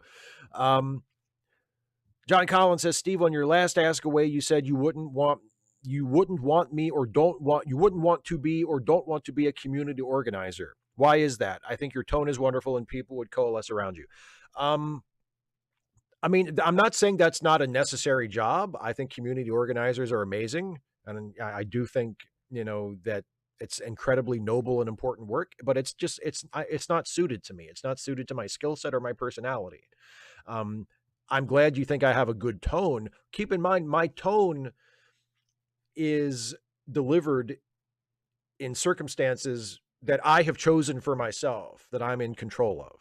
It's when I'm making a video about something that I am interested in talking about, and I'm talking about it in a way that I feel I'm able to do, and I'm writing the words I'm saying, and I'm editing it, and I'm shooting it. And even in a situation like this where I'm responding to questions, this is it's talking. There's first of all, there's more to community organizing than just being able to talk to people. That's number one. And I don't think I'd be suited to that. Number two, it's the difference between talking to people the way I talk to people on a YouTube channel, and talking to people in a real life situation where you're, part of a group, part of an institution, part of an organization. It's a very different skill set. And it's not a job I think I would be good at. And it's not a job I want. So, but I'm very grateful for people who are good at that sort of thing and do that work, because they're phenomenal. John Burns with a super chat. Suicide Squad, Fillion is TDK. I thought Dynamite. I thought he was great. And I love the fact that character was even in a movie. I thought he was great. All right. I see Geek is sharing the links. And while that is happening, I'm going to do my end of show bit. And then I will come back and answer any final questions. I just had a new super chat come in. I will get to that in a minute. William, thank you very much. And then I'll take any final questions. Then we will wrap up the show.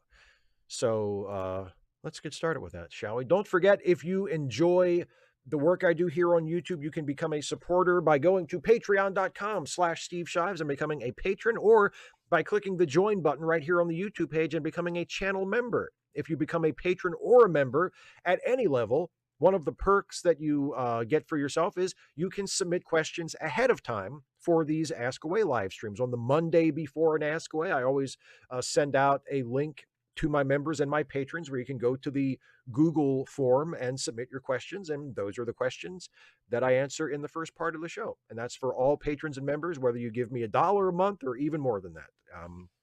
Any amount of support is incredibly appreciated, and I thank you all for it. Also, don't forget, if you want to help out some friends of ours who need a helping hand, Geek has put the links in the live chat, and Geek is also kind enough to maintain a list of all of those links and more at charitylinks.page, and that is also linked in the live chat at the moment, and it's also linked in the description of this video. Charitylinks.page is where you can go to find PayPal links and GoFundMe's and various other fundraisers for good causes and for individuals, for people who are friends of ours who need a helping hand, who need a few extra bucks to pay some bills, keep the lights on, keep food on the table, etc., etc. So please, please, please consider making use of the resources and the opportunities to help people at charitylinks.page and the various individual links that some random geek has put into the chat. Also, don't forget that in addition to the YouTube thing, I am the co-host of a couple of awesome podcasts. There is the Let Me Listen podcast, which is a movie review show that I do alongside the brilliant Jason Harding, where we take a fresh look at classic films and see if they deserve their reputations, whether those reputations are good or bad. Our most recent episode of Late Seating is our review of the infamous box office bomb, Jaws: The Revenge. So check that out. That was a fun show to record. Not as fun a movie to watch, but that's okay. We got a good conversation out of it. And also, in addition to Late Seating, I am on the Ensign's Log, which is the Star Trek themed comedy improv podcast that stars Again, the brilliant Jason Harding and myself and Dana Cole and our newest cast member who just joined us this season, Ananda, who has been fantastic and has really added to our ensemble in a lot of wonderful ways. We're really happy to have her with us. And you can listen to all of us on Late Seating and on the Ensign's Log as a part of the Let Me Listen family of podcasts. Links are in the description for those. Check out our podcasts. And now let me take a last look at the chat. I know I got a super chat here from William, who says, what do you make of Dems who might have their heart in the right place but often come off bad, like Jim Cornette? Corny is vigorously anti-Trump, but is generally perceived as a bigot, largely at his own fault. Cornette is a frustrating figure because you're right. Cornette gets it like 95% right. But the things he gets wrongs are just because, I mean, for as right as he is about things and for as much as his heart is in the right place, he's still a 60-something white guy from the South. And he just has some attitudes and some blind spots that he just isn't getting past, and that sucks. And most of it is not malicious. He's not intending to offend anyone or hurt anyone, but that's just the way, it's frustrating. It's not frustrating. And there have been times when I have kind of had to stop paying attention to him, because I was like, okay, I just can't, I need a break. Right. Because he does say things, not very often, but occasionally, like he'll say things that are offensive or that are dismissive of people that shouldn't be dismissed or that are disrespectful. And it's not cool. And he shouldn't get a pass for it. And I don't think he does get a pass for it. But it's one of those frustrating things where it's like he's 9/10 of the way there, but there's enough Southern boy still in him that he can't get out of his own way sometimes, and it sucks. And there is another super chat from John Burns. No, TDK Dynamite Kid, Phil and Detachable Kid. Philly. Yeah, that's what I thought you meant. Philly and the Detachable Kid from Suicide Squad. Yeah. I know you're making a joke. The Detachable Dynamite Kid. The Dynamite Kid, the Detachable Kid. I get it. The Dynamite Kid didn't lose his arms, though. He lost his legs.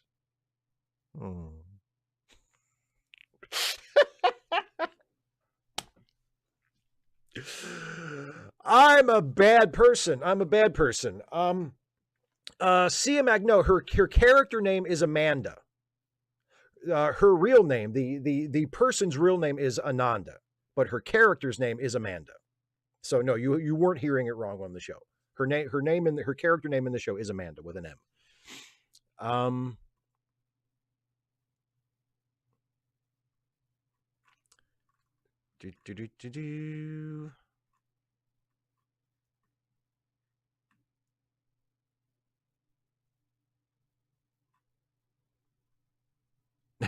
Dana says, in response to John's question about community organizing, Steve doesn't like interacting with real people. That's not entirely true. In certain circumstances, I'm fine with interacting with real people. It's not always something that I yearn for. Let's put it that way. I'm not like a shut-in or anything. Harry Behemoth says, is Jason doing better in general? I think so. Yeah. I mean, he's living with heart failure. That's not going to just go away, but he's managing it. And health-wise, he seems okay. He's stable. He's doing well. His life on a daily basis, it seems, has gone back to normal. He's out of the woods, and hopefully he stays that way. But I know he appreciates the questions and the well wishes. Joe, exactly. People are fine in small doses. That is it exactly. That is it exactly, my friend.